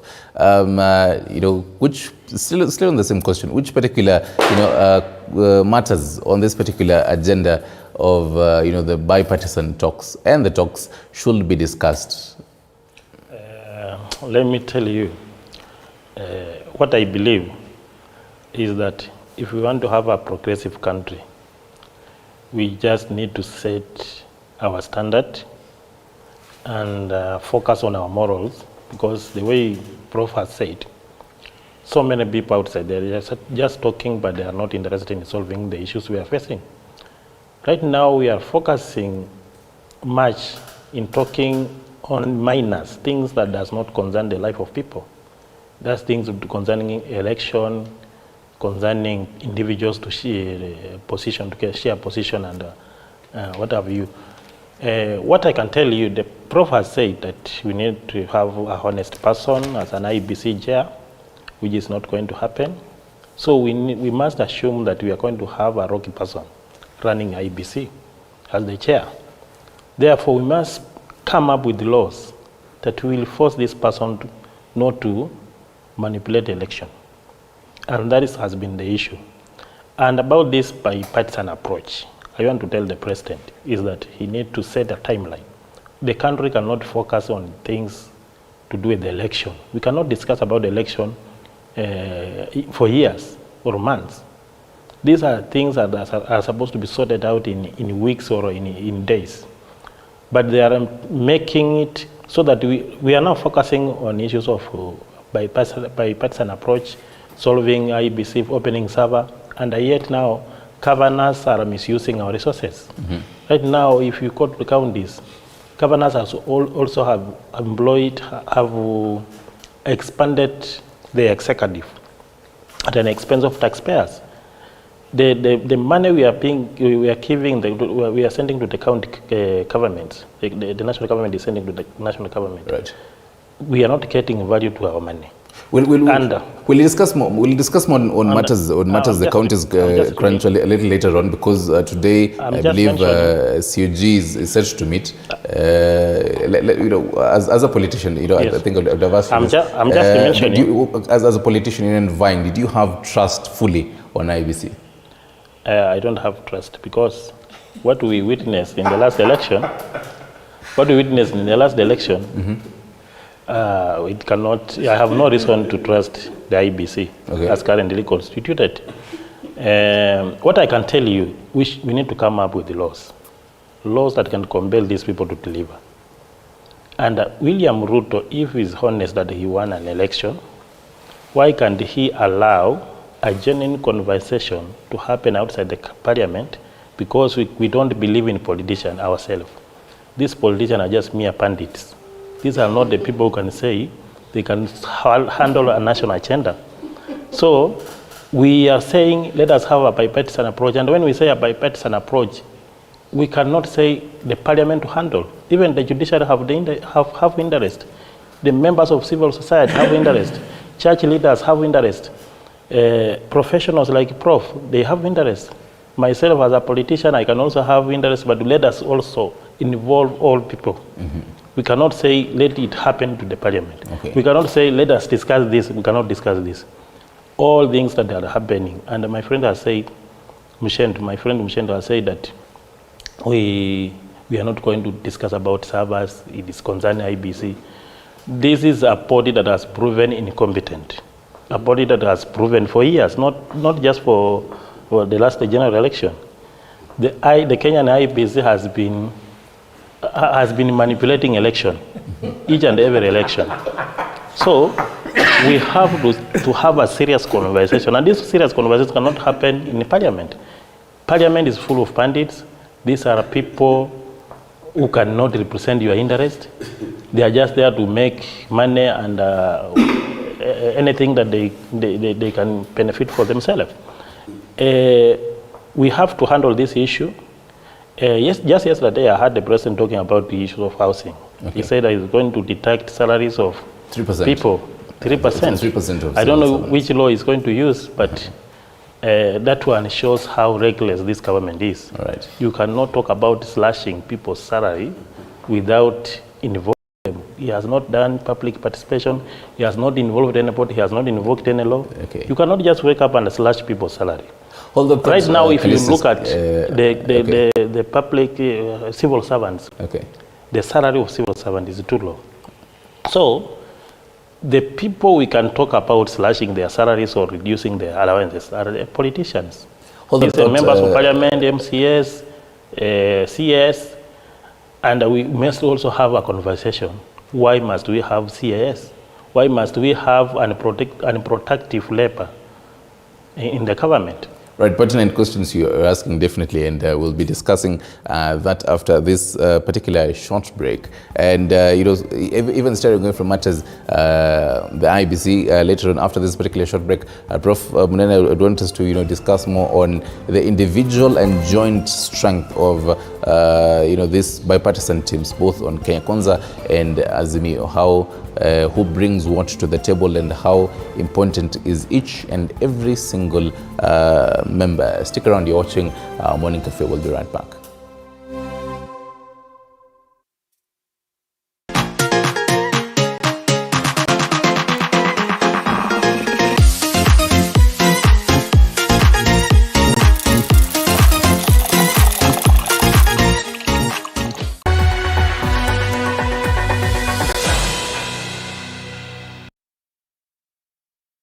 She looks put together. Experience the captivating story.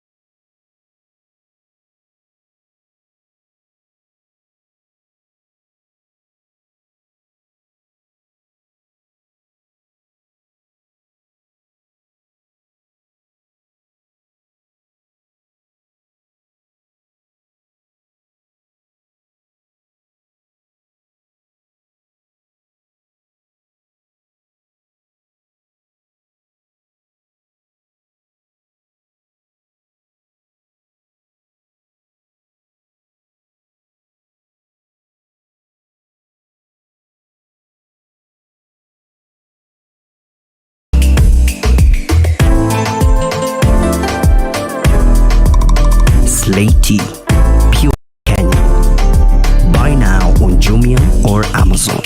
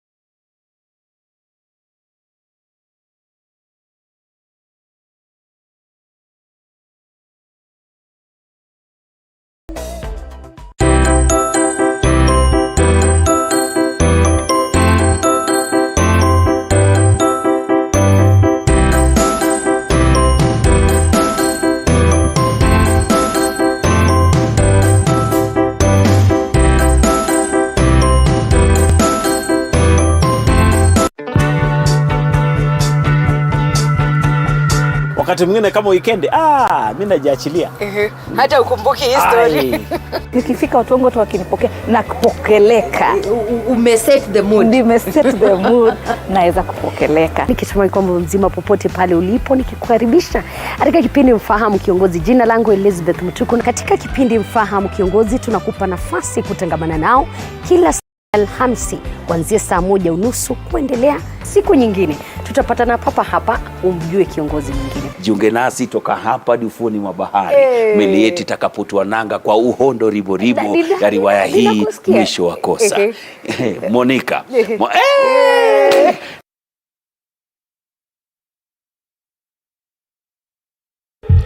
Did you know that the term Big Five began as a way of referring to the 5 most difficult animals to hunt on foot? The lion, leopard, rhino, elephant and buffalo were the 5 large African mammal species that were known to hunters as dangerous, and successfully hunting them was considered an accomplishment.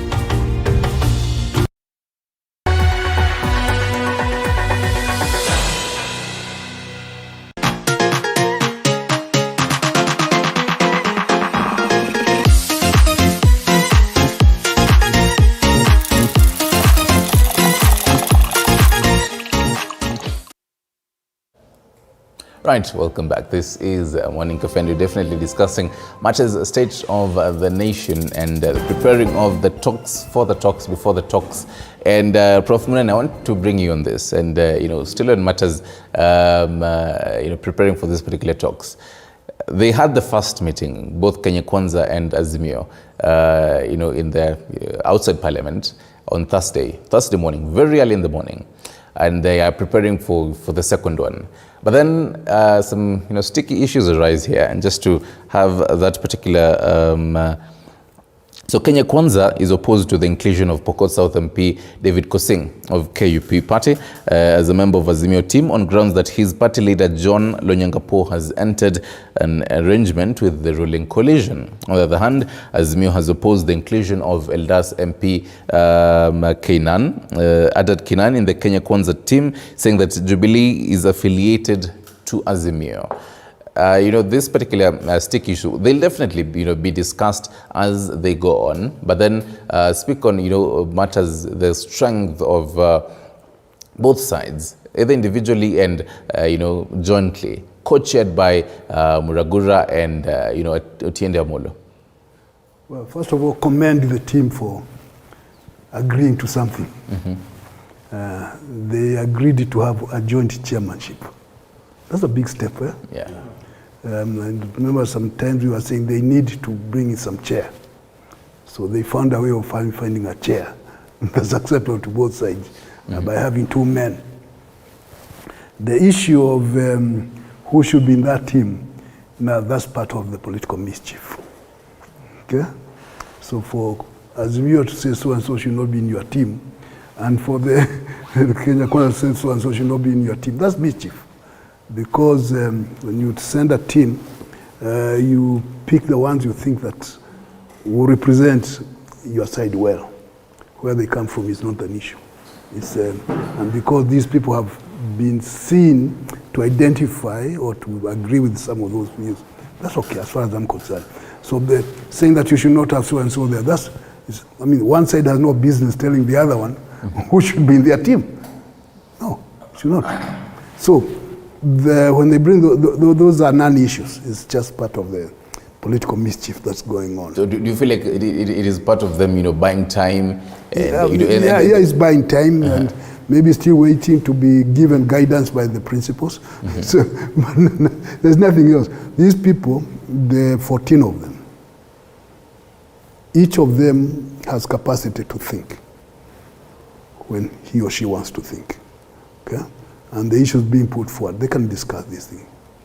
And they have 2 chairs to guide them, okay? Which was, I think, it was a big achievement in itself. They are talking. Okay? I mean, I remember. So afterwards, once they get directions from their bosses, okay, then they will agree. Okay. But right now, they're just having tea and coffee and enjoying themselves. Yeah. And they're issuing statements that make the other side look ridiculous. But they are not serious as of now. But individually, I think they are capable. Okay. Okay? Should they be given freedom?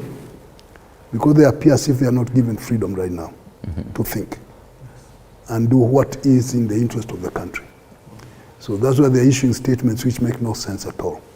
Both sides, So they can they be given freedom by Raila and by Ruto? You people, you on your own. Go and talk. Okay? Then we shall see progress. Let me to ask you this, because I remember some time back I was discussing this with you and also Ogola, just after the whole bi-weekly demos had been put on a hold, and both of you were saying this particular demo shouldn't be happening. So right now we up away from the demos now into some talks. But then Raila Odinga says if he feels like this particular Kenya Kwanza isn't taking these bipartisan talks seriously, so they're going back to the demos. Speak on how important this meeting before these particular demos that are being planned should be taken seriously. What how should the mood be? Should they be taking seriously these particular demos when they're having these particular talks, or should they disregard the fact that there are any demos lingering and just focus on these talks? I think both sides went to the drawing board to see now how do we handle this thing. For Raila, who is very good at organizing demonstrations, if nothing else. So he gets something from the demos. The demos gave him these bipartisan talks, which is an admission that something needs to be done. So whenever he is a way of putting pressure, and he has nothing to lose. Don't forget that. Raila has nothing to lose. So he can put as much pressure as possible and get more and more concessions. Even this very idea of having bipartisan talks was a concession from the Ruto side because of the pressure that Raila was putting. So he knows how to put pressure to get something. The onus is now on Ruto. He's the one in trouble because he is the president. And everyone, anything that goes wrong, he is to be blamed. Rightly or wrongly. The buck stops on him. It stops with him. So he has to find ways of accommodating Raila without being seen to accommodate. But he's accommodating. So it's a cat and mouse game going on here. Okay. Both sides. So they agree, let's talk. And then they start insulting each other, that we did not agree that you insult me that way, insult me this way. Right. Then, so we have these standstills, which are just power plays and nothing else. Allow me to bring in Mshindi on this. Do you agree on matters, he says that this is just cat and mouse games and, mischiefs by having both sides disagreeing that this particular member shouldn't be here, this particular member shouldn't be here. Do you feel like these are actually important agendas that should be discussed, or this is just mischiefs? The inclusion of the two said members, especially for the elders member of parliament, Adan Kainan. Those of us who have been following the history of Kenyan politics, we know Kainan is a very interesting character in the politics of today from northern Kenya. Both of them, it was a well-calculated political mischief, as the professor has said. It was intentionally done because when you included Kainan, who is a member of Jubilee, which still has an existing agreement apparently in Azimio, and of course, when you say that Uhuru Kenyatta is the chairman of Azimio coalition, he comes courtesy of Jubilee, which Aden Kainan belongs to. When you have the Azimio guys putting someone else who is said to be in a party that is in coalition with the government, it's political mischief. And I've told you, Raila is not going to the street because of the cost of living. Far from it. That is not true. It's not factual. Otherwise, you need to premier creep in Mombasa when Raila trashes the issue of cost of living in Mombasa. You remember him, akisema hiyo ni upuzi. When was this? This was in Mombasa. When? Yes, just before the election. And I have seen that clip play here in a show before I've been here.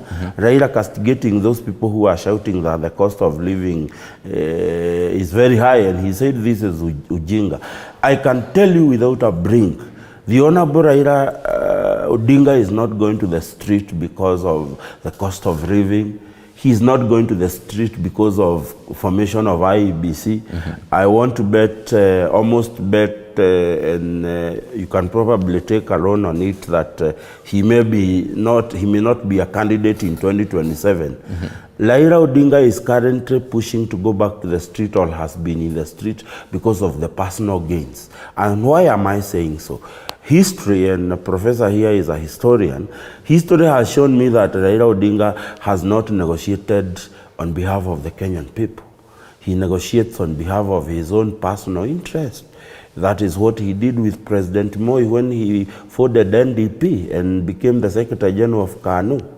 That is what he did when he said Kibaki tosha, and when he could not get what he hoped for, he led the coalition that defeated the 2005 constitutional vote. It is that is the day the so-called ODM was birthed. It is Raila Odinga who negotiated with Kibaki to become the premier, and they would run a cat and mouse game from day one to the last day of Kibaki's presidency. It is this Raila Odinga, despite having a turmoil in terms of politics, you remember the politics of 2017, they were so polarized, unlike even the politics of 2022. Right. It is this Raila who will go to Harambee House and come out and shake the hand of Uhuru Kenyatta, and he forgets the Raila who was very vocal on Eurobond. We forgot the Raila who was very vocal on Murang'a tunnels of death. Raila has mastered the art of forcing the arms of the three existing government and became part of it.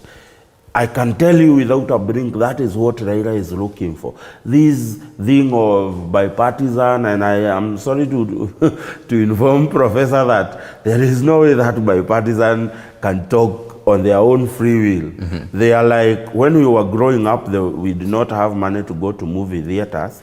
We would have the puppet guys come to our village to control the puppets. The bipartisan committee will be a puppet of the person, because let me tell you, how do you as a president allow a bipartisan team to speak with finality based on your presidency? It is not practically not possible. These are people, you tell them, when you go, you do this and this. These are people Raila will tell, when you go, you do this and this. So let me tell you, we will be treated into, in America, they will tell you you'll be treated into a circus. That is the bipartisan committee. Right. But the point here is, and I was telling my brother here who belonged to Azimio, that let Kenyans not, and these politicians stop behaving as if this country has gone to the gutters. This country is still intact. The democracy that we have, whether perfect or otherwise, is very well in place. The constitution that, I've had my brother talk about the legitimacy of the Ruto's presidency. There is what is perceived and there is what is factual. What is factual that to the letter of the law, the president is currently constitutionally and well within the parameters of law leading this country. Now, hold the thought there because of time. What is, because, Speaker matters, the whole, Speaker matters mischiefs and power plays here and there. The ICC factor for a bit before we get to something else, something that is on the front page of the Daily Nation, the cult of death matters happening in Kilifi for a moment. The ICC factor here, Prof. Ogola. Azimio wrote to ICC, saying ICC should probe the political happenings in the country. And this, again, even the non-governmental organizations council, I believe, sorry for that, they also wrote to, the ICC. So it's as if, Kenya is now looking to ICC to actually, help, in this particular talks again and, probe what is happening here. How will this play into the talks? So far we haven't had, if ICC has started the whole process of investigating and probing all this, but then if they actually start and the talks are ongoing, how will this play? First of all, there's a lot of mischief, like Professor says here, and in fact, this is just like trying to remind you of something so that when you're acting, for example, Azimio said they want to threaten to go back to the street. So he's telling Japhet Koome, remember, the ICC is here. And also, it's just a narrative. It's also a narrative for optics, for Kenyans to know that there could be something happening. But if you look at the massiveness of if you look at the crime against humanity that took place in 2007, 2008, if no one was actually inducted by IBC, the massive that it was, what about what we saw here? I saw life was lost, yes, but the threshold required to be able to prove, because ICC has, you have to prove that this was not just something which arose, it was premeditated. Like this crime against humanity was predetermined, not that they just happened. Now, the people who died here during the mass action season 1, was there anyone who lost life that was planned, well calculated, well orchestrated? It's difficult for you to do that. That's why even if you look last time, they're talking about that there's a meeting that took place in State House that planned the mass killings of people. And it could not be confirmed. Maybe witnesses were not there, whatever reason, it would not be. So it's the magnitude of proving that this was premeditated is difficult. And in fact, if you look at it in this way, these ones are just optics and also keeping the government busy with looking at how can they do their part without ICC coming in. ICC has so far not responded that they received the letter. When you send a letter, normally it should be stamped and approved that we received it and said, yes, we're going to do this and that. They have not pronounced themselves. So we cannot be able to tell, but nevertheless, these are just optics, if you like. Raila Odinga has mastered this art of trying to put pressure on the government. In fact, by the fact that he has gotten something out of it by William Ruto inviting him to bipartisan negotiations, shows that that's what actually we are going on. And I also agree with you that it's impossible. In fact, if you look at all the negotiation that took place, the different names, MOU with Moi, Israel Odinga that went directly, that's when they came up with something. If you look at the one with the Kibaki, it was national accord done by Kofi Annan. All the Serena teams were negotiating, but it went to Kilaguni when Kibaki and Raila Odinga met and they agreed, because these guys could not agree. Remember the stance of Martha Karua. Martha Karua was so strong on certain things. If you look at the other side, the Orengos and the other team, they're also so strong on the other things that they couldn't agree. So they were left in Serena, and the real deal took place in Kilaguni. The one that was taking place, like I've been told, Raila Odinga was being blamed that when he went to shake hands with Uhuru, he was supposed to go with Kalonzo Musyoka, Mudavadi. Do you know how hard it is to shake hands? How can 10 people shake hands with one person at the same time? It's impossible. We only have one hand versus one hand. So all these things won't happen. And I can tell you, if there's any deal that will take place between William Ruto and Raila Odinga, it will take the two gentlemen meeting to agree on some ways to get this. But those guys... Do you foresee a handshake before we come to follow this? Do you foresee a handshake moving forward? It won't be, I'm not saying it, according to me, Martha Karua and Raila Odinga say they don't want a handshake, they don't want Nusumukati. They want the server to be open to know who owns the bread. Well, in as much as that's also optics, because I agree with my brother here, Callisto, that William Ruto is the president. We don't foresee him leaving State House. That is next to impossible. If actually to put the word, that's impossible. Mm-hmm. At the same time, Gachagua stands a lot to lose in case there's a handshake. And that's why he's very vocal, because if he allows anyone from Azimio to come into this government, some powers must be ceded. Remember what happened between Raila Odinga and Kalonzo. Kalonzo was a vice president to Kibaki. Mm-hmm. When Raila came, there was an argument on who deserves more on the red carpet, who should walk on which part of the carpet. It became very fickle discussion. Right. And when Raila Odinga or anybody from Azimio come to government, who is second to William Ruto, that discussion will start coming in. Who needs to have how many vehicles of escort? There'll be so many nitty-gritties. So I'm trying to say, in short, if there's any agreement, Raila can agree with Ruto and say, okay, you are the president. Stay as president. This is what I want. For example, if William Ruto tells Raila, I'll give you constitutional amendment process to run with, I'm sure Raila will be happy with that, because maybe he'll enjoy it. Okay. So there'll be some kind of an agreement, whether it's a handshake or not. But I'm telling you, if there's any agreement or any resolution out of this bipartisan agreement, it will be between the two gentlemen. You cannot agree as a crowd. Those 14 members are too many to reach any agreement.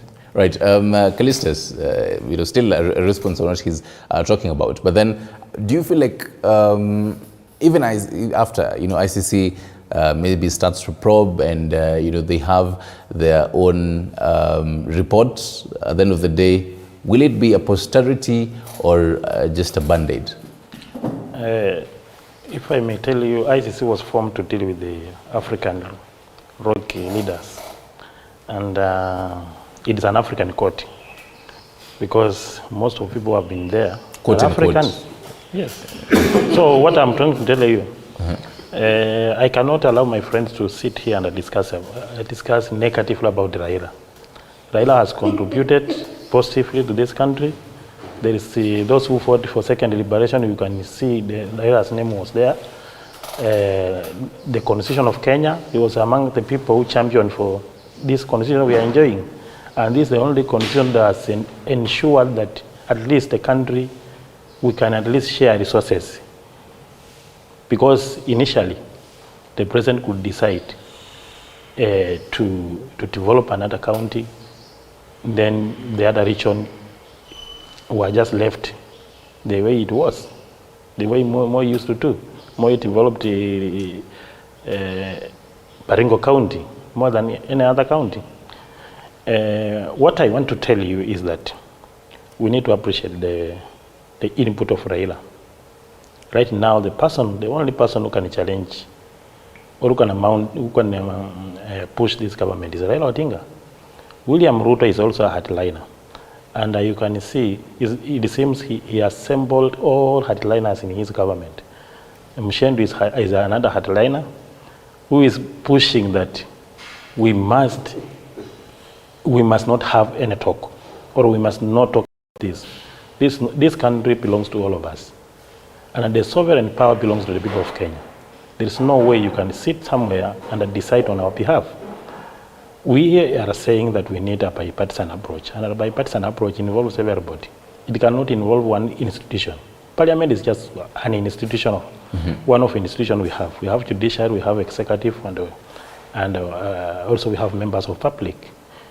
And therefore, the constitution says that the people of Kenya may exercise their sovereignty directly. This, through elected representative, is just an option. So, as we are saying, we want to have a bipartisan approach, but it should be properly handled outside before we give them now issues to pass in Parliament, because they are not. You have just said that they are being controlled. And we are taking a lot of time discussing issues that should be handled in a week. Right. This is now going to cost us economically. If you look at our country, the president is not discussing about employment. He's not discussing about manufacturing. I've never seen him recently meeting investors. He went to chairman. He discussed about the Ukraine war. That does not concern us. And if we are not careful also, there is this what the BRICS, the emerging world order, that the Chinese, Russia are also seeking influence in Africa. And eventually, because Americans will defend themselves, eventually if we are not careful, we are going to slash ourselves into pieces. Because in Sudanese are fighting because of the same thing. The same thing is almost going to happen in South Africa. So we need to be very careful. If you say that you are not interested in talking is a civilized way of solving conflict, because we cannot fight. And this for 21st century, people are supposed to engage ideologically. And if the president is legally in office, he need to allow this thing to happen. Right. If we interested in manipulate, whoever will be put in IPC, the president, if he want to manipulate that person, he will again do it. Even if we decide to put the Winnie Watinga in that office, right, Ruto is capable of manipulating her. So I'm telling you, he should be the last person to fear about discussing anything. Prof, Amran, have the last say on this, the whole ICC factor. Still on the same question. At the end of the day, if ICC, picks up this particular, documents from Azimio and, non-governmental organization council, and they start probing, the happenings in Kenya, they'll have, the whole report. But then, as a country moving forward, you talk about the whole Kriegler commissions and how we didn't, really do what this particular report was saying. So how sure are we that whatever ICC says will be just a band-aid for this particular time, or a posterity for 20 years later, 15 years later, we still focus on what ICC told us? See, ICC is a bogey. It's an instrument created for fixing people in Africa and third world. It's not a credible body. Okay? We now have the prosecutor is a former defense attorney for Ruto. Okay? So he knows what happened in this place, in those the Ocampo thing. Yeah? Ocampo did no investigation. He made commitments which made no sense. And when he came to do it, people were saying, but you said this and you are doing this. Okay? It was a political chicanery, one could say. And it failed. Okay? And it's not the first time that somebody has written a letter to the ICC. Eh? So Paul Mwangi is the one who wrote that letter. So please probe Kome. And who is Paul Mwangi?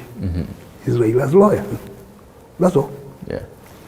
During that time, when somebody wrote a letter to the ICC, please lock up these guys, Ruto and Uhuru, give them some permanent accommodation at The Hague. Somebody very high in the ODM circles. I remember asking at one time, what effect did it have? Of course, let's not put too much in this ICC thing. because it's a tool of manipulation. And that's the picture that has come up. It makes the country look bad, of course, But worse than that is that the country itself seems to have surrendered to an external body called ICC. That we listen to politicians whenever they wake up, oh, ICC, come and help us to fix this guy. Huh?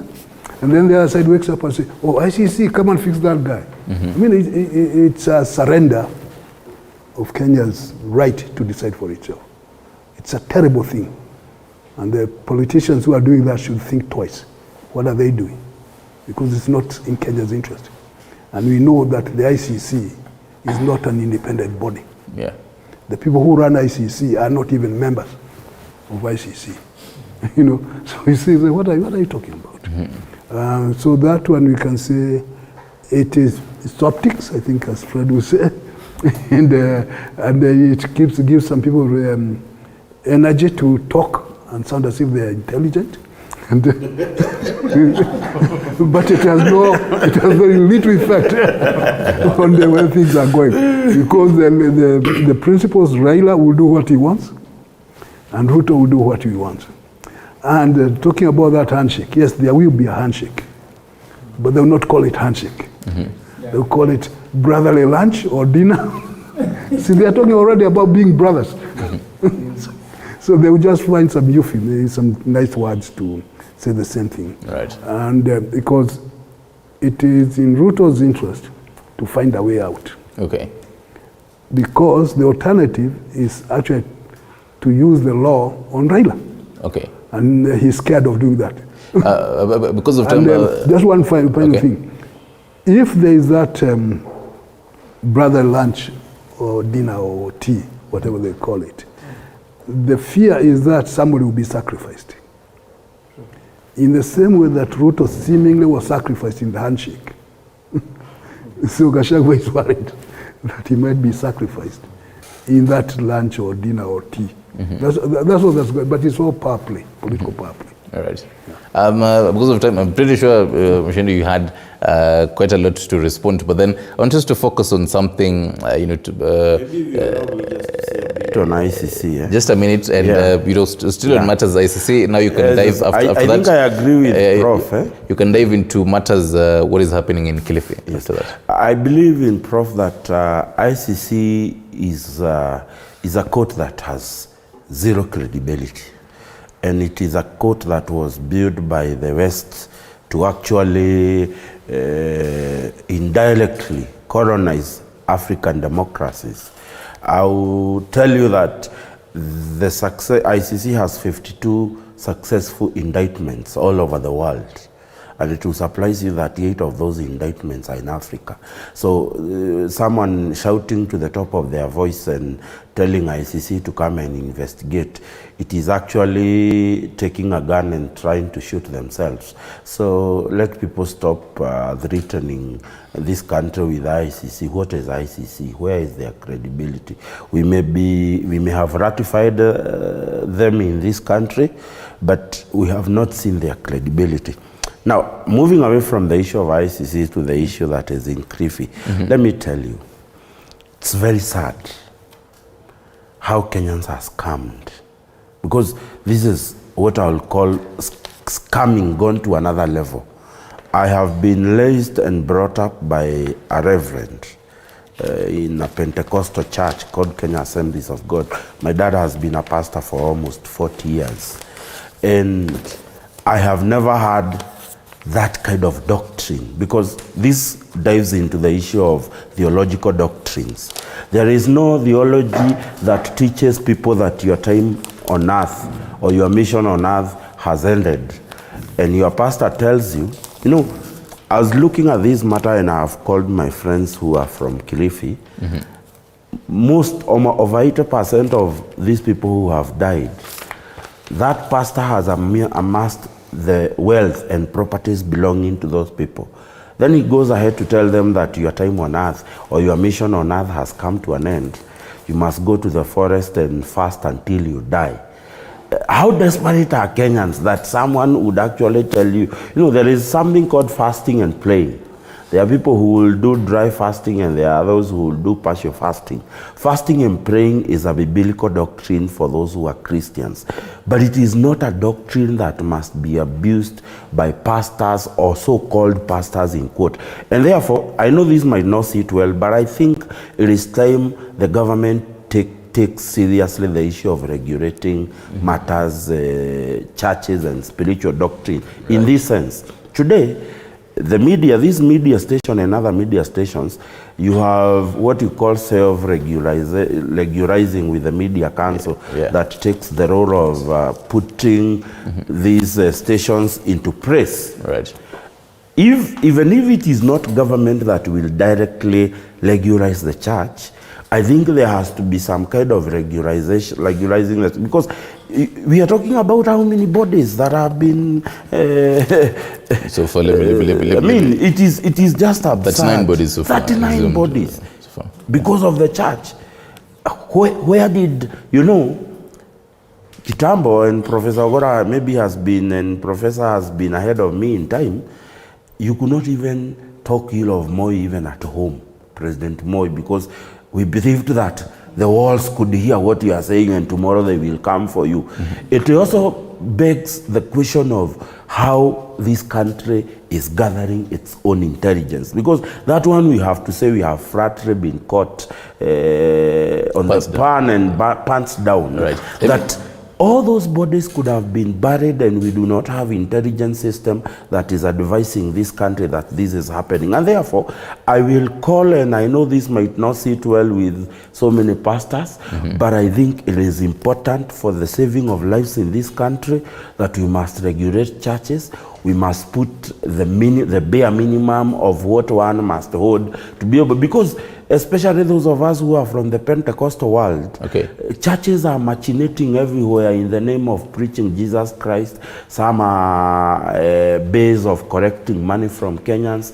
Others are teaching wrong doctrines like the one that has led to this. So I think the government, as much as we would want the churches to be left alone, we must come up with the regulations, because 39 lives are way too many to be lost in the name of. Prof. Ogola, do you agree on matters regularization of the religion and all this, and your thoughts on 39 bodies exhumed so far? Your thoughts on this? First of all, very unfortunate. And briefly, I'm being told briefly, we really have to be wrapping up by 25. So briefly. So first of all, very unfortunate that those people have lost their lives and it is not reversible. And actually we continue to feel with the families that have lost those people. But the most important thing is that there are some things you have to know that they must be in your hands. We have to educate Kenyans that we cannot blame the church, the whole religious body, for this mistake, because there are always some rotten apples that come to a basket. So maybe that's just a rotten apple. We can't go and blame the whole church for the mistakes that are going on with other people, because they're also just human beings. They can't control what other pastors do. Regulation is not the way to go, because you cannot regulate, you cannot legislate bad manners or good manners. Some people are just what they are. Just like with the laws we have in Kenya, we have enough regulations in Kenya to have good manners, but people still do them. There's traffic rules. Just drive and see what people are doing on traffic and wonder whether there's any traffic rules in Kenya. I'm sure that we just need to be a law-abiding people. We just need to talk about good manners. This thing should start from the family. What do people believe from family? This pastor was a son, was born in a family. He has brothers and sisters. We need to go back to the family and start saying, what do you make people believe in? What do you make your children believe in? Because the basis here will be, what values do they carry? Because it has come to a point whereby someone can come with something very controversial so far as it brings money. People have put money before everything that they believe in. The power of the stomach infrastructure. It is the same problem in the church. It's the same problems we have in the politics. It's the same problem we have in corporates. So why don't we just be law-abiding citizens to cure this manner? Right. And maybe because you said there's a short term here, I wanted just to tell Kenyans the following. That when you elect a leader, who has less social capital, what happens is that these leaders tend to use a lot of, it affects the economy negatively. How am I trying to say that? In fact, this is also even in the church, when people have no social capital, money becomes more important. When you elect leaders with less social capital, they tend to use money because the only thing they can show is their money. So I'm sorry that this is more to do now with the Kenya Kwanza government, because if you look at Gachagua, look at William Ruto, look at all that the Kenya Kwanza team, these people have very little social capital. So the only way to remain relevant is to dish out so much money to keep people, then also dish out so much goodies in terms of positions, CSAs, bringing in people like Raitu Murungi, sharing this, sharing that, to be able to look like they now can control the politics. And economics is put at the back seat. Right. And because the economics is put at the back seat, we win politically, but the economy loses. Loses big way. So next time, no, just to finish. Next time, let us try to look. When a leader is coming to look like they want to be elected, look at character, look at the social capital they have. Kibaki never had any issue with social capital. That's why he focused on the economy. You can mention whenever you want. Uhuru the same. They had got a legitimacy as a family, first family. The father was a president. So I'm trying to tell people that social capital becomes important, and that's why I'm saying so. I've been talking about social legitimacy of the Kenya Kwanza government, which is lacking. The legal legitimacy allow me to, because of time, yes. let me take those as your last words so that I can finish up with matters, what is happening in Kilifi. Callistus, the whole debate on, he also raises matters of intelligence. Why are we hearing about this right now? Your thoughts on this as we wrap up, both you and Monana? First of all, I want to tell you that religion in Africa is being misused. Religion is the reason why we are living under extreme poverty. Religion is the reason why we are having bad leadership, because politicians are also using churches to ascend to power. And that is the reason why most of churches in Kenya, you can see there is a few now. There are few witch doctors in the country, and these witch doctors are the ones running the churches. And I agree with expert Mushentu that we need to set standard high for someone to operate a church in Kenya. We cannot allow our people to be attending church service on a Wednesday or on Tuesday or any day in the week. We need to regulate this thing. Church should be open on Sunday. That is one thing. Number two, and lastly, I want to tell the president that he needs to fix the problems of Kenya, which is economic problem. Then socio-economic, Kenyans themselves will solve it. And a political problem, Kenyans are capable of sorting themselves. We need the president to address issues. We want our country to go back to the right trajectory, where we used to have industries, factories, generating employment to the people. We cannot discuss about housing. We cannot live in a better house, then we don't have jobs. He need to create employment to the people as a priority.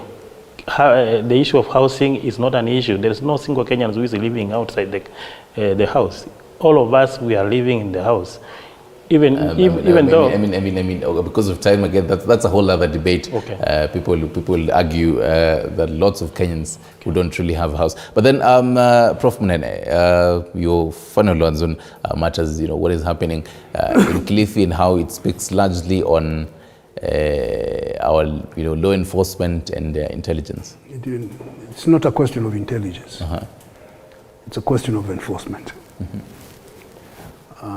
Commitment. It's very sad what's happening in Malindi area, but that's not the only place. It's happening in Kwale. It's happening in other parts of this country. And the top leadership in the religious organizations, the main ones, they know it, and they do nothing. The leadership in the country knows these things. And for some reason, there are some understanding. We have people coming from Germany or the US to come and preach. And this guy, I think he was recruited by one of those missionaries. Okay? And they come and what some of the things they teach you, when you hear that it's happening, they teach the youth to defy their parents. Say that the parents are the enemy. They teach the young people that education is not important. Huh? They teach the young to ignore everything else that is necessary to be alive or to be human. They say because they are going to be shown the way to heaven.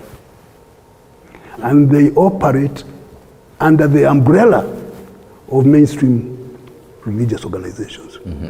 So the question that comes up, what's this connection? Why the condoning? Because apparently there is condoning. And that's why they survive. So it is not a question of that there is no intelligence. We don't know. We know. Okay. But why is there no will to do something about it? And it's spreading. The cults in this country are growing, which is a disaster in itself. Mm-hmm. So the challenge is now, William Ruto is the president, you know, it's his government, mm-hmm. So he has the responsibility to deal with this menace, because it's a menace in the whole country.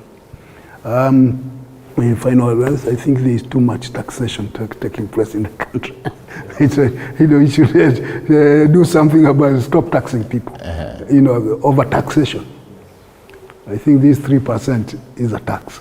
And hopefully the taxman is listening this. And given what we have seen with the NHIF, they say they take money from, and we don't know what happens with the money. Actually, the numbers shows you are paying 58% taxes out of your income, right. Meaning you're barely remaining with 40%, and this is not becoming sustainable. Mushendo, in 30 seconds or 1 minute. I think my final submission is what my brother touched, and I hope next time when we come we want to talk about county governments. Yeah. Because another menace that has become a pain in our back is county governments. We have governors who have absolutely no idea why they were elected as governors. Definitely. They have no capacity, capability, or any strength to run county governments. But they are there, they are governors. A good example, and this is my personal opinion, is Kiambu County. Mm-hmm. Taking Kiambu County as an example of a governorship that has no idea why he was elected, we need to look at the county government, because devolution was supposed to be the next frontier where Kenya grows, but it has become a menace. So I think it is important we have a conversation that the county government must start working for the people, not against the people. Well, thank you, Mushendo. It reminds me last week, Kiambu MCAs, talking about how the governor is a one-man show, and a number of CCs have resigned. And important to note that Kiambu, we have three CCs who have resigned, a number of chief officers. Yeah. The county secretary, Dr. Martin Jogu, has also resigned. The county government of Kiambu is in shambles, but the governor is busy following the seed lorries, giving one packet to Kenyans rather than creating policies. He needs to be ashamed of himself and bring back good leadership to Kiambu County. I'm really told the time isn't really with us. But then, speaking of matters, devolution and, governors, but just a reminder also, COG will be meeting their chair, and Weguru will be having, a meeting with them today to discuss matters, the whole, county's cash crunch and other matters. Hopefully, such matters will be discussed in this particular matters. On Friday, every county government received the exchequer, so they should not tell us about money. They already have the money. Thank you very much, Peter Mushendo, governance expert, and Professor Fred Ogola, governance expert. Also, Callistus Wafula, city politician and national chair of J Network Lobby Group, and Professor Masharia Munene, political historian.